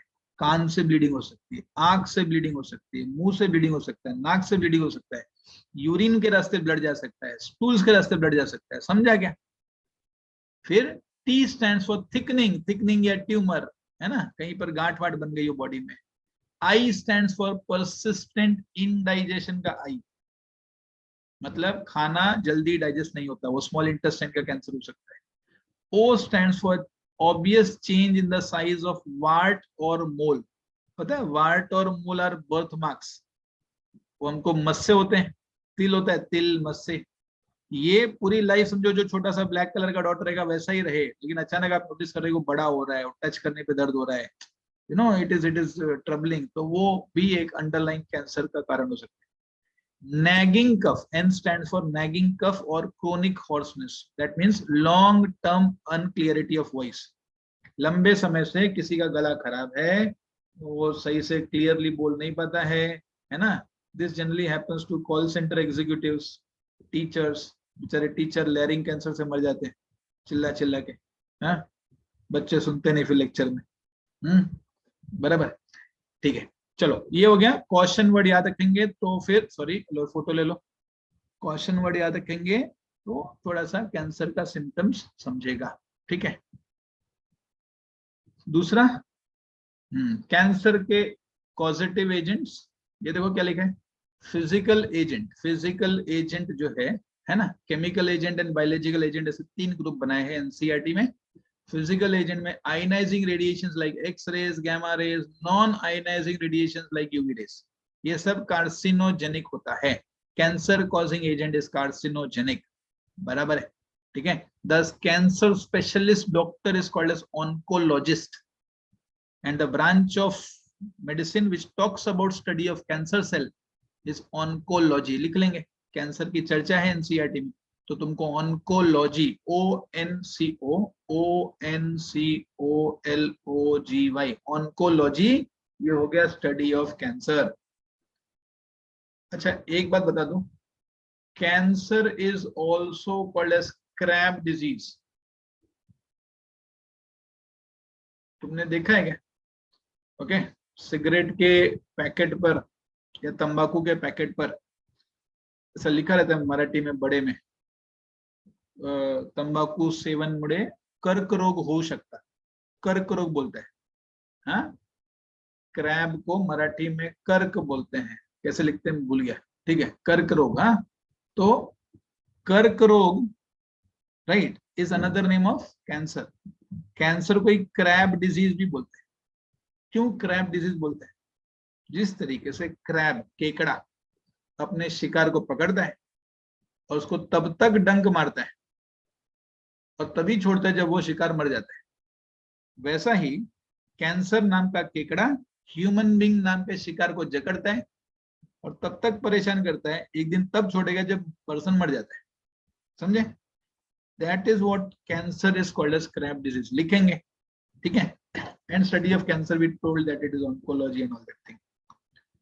जो डॉक्टर कैंसर स्पेशलिस्ट होता है उसको हम ऑन्कोलॉजिस्ट बोलते हैं. ओके, एमडी मेडिसिन करके आप ऑन्कोलॉजिस्ट वगैरह भी बन सकते हैं आगे, सुपर स्पेशलाइजेशन कोर्स में आता है. एक कैंसर स्पेशलिस्ट डॉक्टर जो है एक कैंसर को ऑपरेट करने के लिए 2 लाख 3 लाख रुपीज चार्जेस लेता है. ठीक है. And I know few doctors from graduated from KEM and all, they in a day operate 4-5 patient for cancer. कैसा ऑपरेट करता है वो भी तुमको बताता हूँ. I have seen those things. तो कैसा है कि वो लोग एक सेट ऑफ बताता हूँ, थोड़ा सुनो, तुम्हारे लिए अच्छा है, सुनने के तो काम आएगा. वो लोग ना अपने ऑपरेशन थिएटर में, जैसे कैसे लाइन होती है, लाइन लोकल ट्रेन लाइन से चलती है ना, एक ट्रेन आया भाईंदर से निकला, मीरा रोड गया, तो पीछे नायगांव वाला ट्रेन भाईंदर आ जाएगा, फिर भाईंदर मीरा रोड जाएगा, पीछे एक और ट्रेन आ जाएगा. ऐसे सेट ऑफ पेशेंट्स रेडी करते हैं कि ये में इतना भारी पे ऑपरेशन होता है. ठीक है. सेट ऑफ पेशेंट रेडी करते हैं मतलब एक पेशेंट को सुबह 7 बजे एनेस्थीसिया दिया, एनेस्थीसिया होते होते उसको 1-1.5 घंटा लगने वाला है. समझा? तो इस पर्सन का ऑपरेशन का नंबर 8 साढ़े 8 बजे आ जाएगा. पीछे दूसरे पर्सन को 8 बजे एनेस्थीसिया देगा, उसका नंबर आ जाएगा 10 बजे. समझा? एंड ये डॉक्टर दिन में बेचारा जो है ऐसे 4-5 सेटिंग्स में ऑपरेशन करता है. ये तो मैं बताया गवर्नमेंट हॉस्पिटल का. The same doctor when he will treat those patients, मतलब the other patients into his personal hospital, he will charge 2 lakh rupees 3 lakh rupees for one operation. In a day that person is gathering 8 to 10 lakh rupees pure income and profit. ठीक है. 10 lakh rupees a day, you can imagine क्या उसका thing है. वो नहीं, but then that is a good skill, very good skill. Cancer को operate करना एक अलग लेवल का स्किल चाहिए.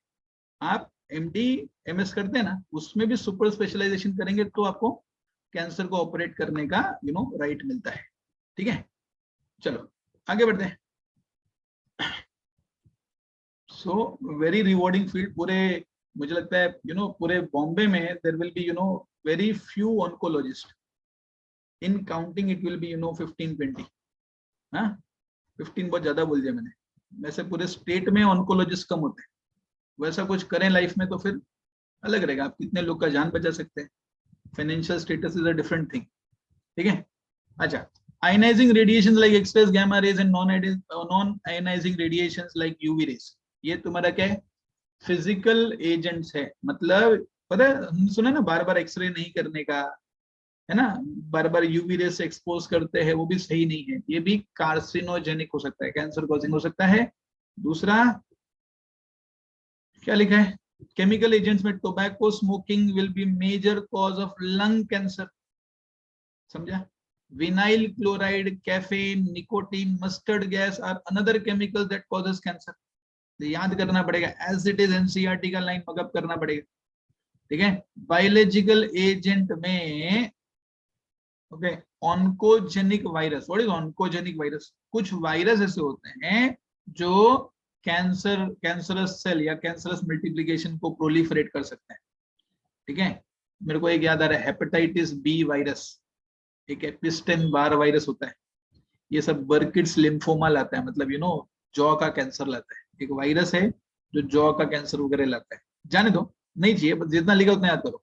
मतलब कुछ ऐसे वायरस है, okay, oncogenic virus, cellular oncogenes. Cellular oncogenes मतलब हमारे सेल के अंदर कैंसर कॉजिंग इनएक्टिव जीन्स होते हैं। हमारे हमारे क्रोमोसोम में इनएक्टिव कैंसर कॉजिंग जीन्स होते हैं, जिसका नाम है प्रोटो ऑन्कोजेन। क्या नाम है? Proto oncogene. Remember this word, proto oncogene. Write the meaning somewhere. बहुत काम का चीज है, इस पे स्ट्रेस करना चाहिए। प्रोटो ऑन्कोजेन, ठीक है। प्रोटो मतलब inactive, onco inactive cancer causing gene, cancer causing gene. समझ गए? Proto oncogene inactive cancer causing gene. ये क्या है पता है क्या? प्रोटो ऑन्कोजेन हमारे बॉडी में, आपके बॉडी में, सबके बॉडी में होता है। कभी एक्सीडेंटली, एक्सीडेंटली मतलब कोई एक्सीडेंट होगा ऐसा नहीं, कभी बाई चांस, कोई बाई चांस कोई ऑन्कोजेनिक एजेंट डीएनए के प्रोटो ऑन्कोजिन को स्टिमुलेट कर दे, then this will become active oncogene. समझा? And this will start multiplying and develop cancer in that person's body. मतलब क्या? सुनो, हमारे आप में सब में इनएक्टिव कैंसर कॉजिंग जीन होता है, ठीक है। हम बहुत सारे कार्सिनोजेनिक एजेंट से गुजरते भी है, चाहे वो खाने के जरिए आए, चाहे X rays, gamma rays, UV rays के जरिए आए। अगर X ray, gamma rays, UV rays body के अंदर हिट किया और आपके सेल्स के वो वाले डीएनए को टच कर दिया जहां पे इनएक्टिव कैंसर कॉजिंग जीन है, then that inactive cancer causing gene will become active and will start multiplying and the person will suffer from cancer. कुछ ऐसे लोग होते हैं जो लाइफ लॉन्ग एक्सरे समझो डिपार्टमेंट में काम करेगा, उनको कैंसर नहीं होता है। कुछ ऐसे पेशेंट होते हैं जो लाइफ में 3 बार एक्सरे करने गए तो उससे भी क्या पता कैंसर होता है। It depends on that chance whether your oncogene is getting mutated or not because of the hit of carcinogenic agent. समझ गया? ठीक है। अजनीमोटो पता है एक सॉल्ट होता है, हाँ, सेजवान राइस में यूज करते हैं, वो भी कार्सिनोजेनिक है, कैंसर कॉजिंग है, ठीक है। So it is by chance. बस बोलने का बात ये था, आपको प्रोटो ऑन्कोजेन का मीनिंग पता होना चाहिए। This is most probable reason behind cancer. हर एक केस में ऐसे ही है। Oncogenic agent can be physical agent, chemical agent, biological agent. वो बाई चांस अगर हिट कर दिया आपके इनएक्टिव कैंसर कॉजिंग जीन को, एक्टिव म्यूटेट कर दिया, तो कैंसर हो जाएगा। समझ गए कि नहीं? This explain the reason. कुछ लोग पूरी लाइफ अल्कोहल पीता है, उनको लीवर कैंसर नहीं होता। कुछ बेचारा पीता ही नहीं और उसको लीवर कैंसर हो जाता है। समझ गए? हाँ, समझा? तो ये सब वो पूरा कहानी है, किस्सा है। चलो ठीक है। When C oncogen, C oncogen मतलब कैंसर वाला oncogen in the normal cells activated, the cells will become oncogenic. ठीक है। How do you diagnose? Okay, cancer बड़ा था यार, हमने शुरू तो कर दिया, ठीक है, खत्म होने वाला है। डिटेक्शन एंड डायग्नोसिस में देखो, एक तो बायोप्सी लिखा है, बायोप्सी। What is biopsy? मेरे बच्चों को पता है? बताओ बच्चों, मेरी भाषा में बायोप्सी के, हाँ बोलो, बायोप्सी क्या है? बायो मीन्स लिविंग, ठीक है। ऑप्सी मतलब study, study of living tissue को बोलते हैं बायोप्सी। ऐसे ही एक वर्ड है ऑटोप्सी। ऑटोप्सी मेडिकल कॉलेज में आप ऑटोप्सी कैसे करते हैं वो सीखेंगे। What is autopsy? पोस्टमार्टम, बढ़िया चीज है। सेकेंड ईयर एमबीबीएस, आपका ड्यूटी लगेगा 1-1.5 महीने के लिए पोस्टमार्टम डिपार्टमेंट में, ठीक है। हाउ पोस्टमार्टम इज डन, कैसे करते हैं, how you conclude the cause of death, ये सब आप उधर पढ़ेंगे, ठीक है। बायोप्सी मतलब study of living tissue, autopsy मतलब स्टडी ऑफ डेड टिश्यू। तो यहाँ पर हम क्या करते हैं, अगर किसी अपने को कुछ डाउट है, जैसे इधर डाउट लग रहा है सपोज, तो क्या करने का, इसका बायोप्सी कराने का। बायोप्सी कराना मतलब मैग्नीफाइंग ग्लास से नहीं समझेगा वो, क्या करना पड़ेगा, इधर इंजेक्शन डाल के ये फ्लूइड निकाल के पैथोलॉजी लैब में भेजना पड़ेगा, पैथोलॉजी वाले को बोलना पड़ेगा इसका बायोप्सी करो। तो क्या करेगा पता है क्या, ये टिश्यू निकालेगा, एक अगार अगार जेल पे भी रख सकता है, not agar agar gel sorry, हाँ वो जो है रखेगा और उसको स्टडी करेगा, उसके सेल्यूलर पैटर्न को स्टडी करेगा कि यार उधर बहुत भीड़ में सेल्स है क्या, या हल्के फुल्के स्पेस्ड है, हल्के फुल्के स्पेस्ड है मतलब कैंसरस नहीं है, बहुत भीड़ में है मतलब कैंसर है। एनीवेज बायोप्सी कर सकते हैं। फिर इमेजिंग टेक्निक्स होती है पता है, एक्सरे, सीटी स्कैन, एमआरआई, ये वो, use of antibodies and molecular biology techniques, ऐसे कुछ 3-4 हेडिंग दिया हुआ है। ठीक है बराबर। नाउ नाउ देखो सुनो, कैसा है देखो, ये हो गया बायोप्सी, फिर दूसरा इमेजिंग टेक्निक्स है। अभी इमेजिंग टेक्निक देखो तो इधर सोनोग्राफी कर रहे हैं, करेक्ट है ना, एक्सरे, सोनोग्राफी, एमआरआई, ये वो कर सकते हैं। यूज ऑफ एंटीबॉडीज, हाँ एंटीबॉडीज के वजह से भी हम कुछ पता कर सकते हैं, ठीक है, कि भाई कैंसर हुआ है कि नहीं। मॉलिक्यूलर बायोलॉजी टेक्निक मतलब वो डीएनए वीएनए स्टडी करो तो समझे, हाँ ये सब हम पढ़ते हैं ऐसा, ठीक है। बायोप्सी में क्या है? कितना बाकी है, 1 सेकेंड। बायोप्सी, इमेजिंग टेक्निक्स,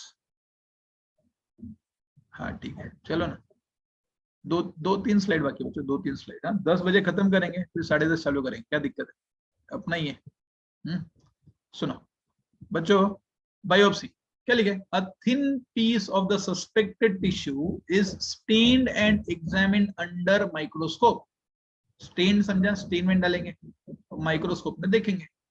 ये टाइप की स्टडी को हम हिस्टोपैथोलॉजिकल स्टडी बोलते हैं। In fact what is study of tissue called as, बोलो मेरे बच्चों को बताया मैंने, स्टडी ऑफ टिश्यू क्या होता है? यस यस सही आंसर दिया, चैट बॉक्स में बोल रहे हैं, कोई हैंड रेज नहीं कर रहे, कोई बात है, कोई बात नहीं। हाँ स्टडी ऑफ टिश्यू जो है उसको बोलते हैं हिस्टोलॉजी। हाँ कुशल समझ गया, ठीक गुड। हाँ Disha Mehta right answer. Histology लिख दो प्लीज, स्टडी ऑफ टिश्यू को हिस्टोलॉजी बोलते हैं। In case of leukaemia, leukaemia मतलब blood cancer, biopsy and histopathological studies, blood and bone marrow test is done for the study of increased cell count। समझे कि नहीं, cell बढ़ गया वगैरह वो हम पता करते हैं, समझ गए।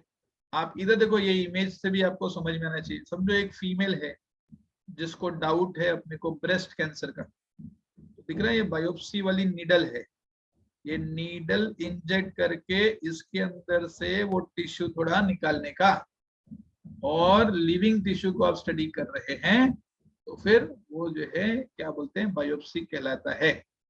डेड टिश्यू को स्टडी करते तो वो ऑटोप्सी बोला जाता है। रेडियोग्राफी, रेडियोग्राफी क्या लिखा है, use of X rays, CT scan, CT scan the full form is computerised tomographic scanning, computerised tomographic scanning. Actually पहले के बुक में एक और नाम था, एक और नाम मतलब हम लोग एक और नाम बच्चों को बताते थे, computational axial tomography, this is another name of CT scan, समझ गए। अभी आजकल बुक में नहीं बताए, computerised tomographic scanning, computational axial tomography, ठीक है। क्या होता है इसमें, हाँ सीटी स्कैन में क्या होता है, use of X rays to generate a 3D image of the internals of the body और एन ऑब्जेक्ट, बराबर। हाँ 3D इमेजेस बनता है सीटी स्कैन में। MRI the full form is magnetic resonance imaging, uses the magnetic field and non-ionizing radiations to detect the pathological and physiological changes in the living tissue, ठीक है। Then इन सब में अगर मेरे से बेस्ट कोई बोले तो पता नहीं, एक एमसीक्यू में देखा था मैंने कि मतलब dash is the best technique, उसमें एमआरआई बोलते हैं, एमआरआई ज्यादा अच्छा है कैंसर को डायग्नोस करने के लिए। In what context it is safe, तुमको बताऊं तो सेफ और थोड़ा अच्छा रिजल्ट है। सीटी स्कैन भी बहुत अच्छा, नो डाउट, बट अगर सेफ्टी मेजर के कॉन्टेक्स्ट में सोचें तो एमआरआई विल बी बेटर, क्योंकि इधर मैग्नेटिक रेजोनेंस यूज किया जा रहा है, you are not using any X rays. तुम समझे क्या? Is that clear? No doubt CT scan बहुत ज्यादा अच्छा होता है, लेकिन सीटी स्कैन में क्योंकि यूज हम पेनिट्रेशन करने वाले रेस का यूज करते हैं, तो थोड़ा डेंजरस भी हो सकता है। पता चला किसी को कैंसर नहीं हुआ है, तुमने सीटी स्कैन किया, उसके से हो जाए। ठीक है, ठीक है, बट देन ठीक है, that is how it is. अच्छा, तो इधर बच्चों ये बात समझ में आएगा, इधर नॉन आयोनाइजिंग रेडिएशन होता है, भूलना मत। तो ये सेफ होता है, safe, MRI is safe. Lastly use of क्या लिखा है देखो, एंटीबॉडीज अगेंस्ट कैंसर, क्या लिखा है, use of antibodies against cancer specific antigen. तुमको पता है ना हमारा इम्यून सिस्टम कितना शार्प है, अगर बॉडी में कैंसर नाम का एंटीजन आया होगा तो बॉडी कैंसर के को मारने के लिए एंटीबॉडी बनाता तो है, भले उससे जीत नहीं पाता तो अलग बात है, finally cancer wins, right. But हम एंटीबॉडीज का भी वापर कर सकते हैं to check the presence of cancer specific antigen. इसका मतलब क्या, सोचो ना, अगर मैंने किसी पेशेंट के बॉडी में, जरा सोचो कितना बड़ा साइंस है, अगर किसी पेशेंट के बॉडी में मुझे कैंसर के एंटीबॉडीज प्रेजेंट मिले, what is this concluding? Cancer था तभी तो कैंसर का एंटीबॉडी आया, कैंसर का एंटीजन होगा तभी तो बॉडी ने कैंसर का एंटीबॉडी बनाया, यस और नो? अरे मेरे को किसी पेशेंट के ब्लड में टाइफाइड का एंटीबॉडी मिलता है, व्हाट इज दिस सजेस्टिंग? आज नहीं तो पहले कभी ना कभी टाइफाइड हुआ था ना, तभी तो टाइफाइड का एंटीबॉडी मिला, तो इट इज डायग्नोस्टिक ऑल्सो, इससे हम पता भी करते हैं और कुछ केस में ट्रीटमेंट में भी काम आता है थोड़ा बहुत। समझ गए? Clear? Lastly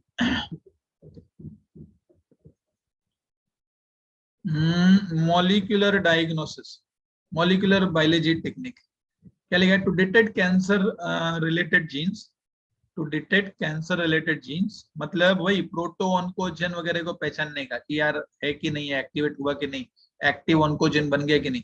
such individual should avoid carcinogens, example tobacco smoke. Soon low, molecular biology से हम ये भी पता कर सकते हैं कि सामने वाले का डीएनए वीक है या स्ट्रॉन्ग है।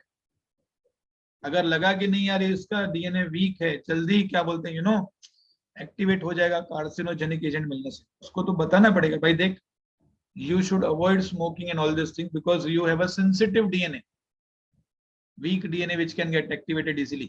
समझ में आया क्या? लास्टली चलो ये सब हो गया बराबर। और क्या, रेडियोथेरेपी तुमको पता है, हाँ कुछ जो है ट्रीटमेंट पे आ जाते हैं, ट्रीटमेंट पे कैंसर का ट्रीटमेंट रेडियोथेरेपी, कीमोथेरेपी, इम्यूनोथेरेपी, ये सबसे होता है।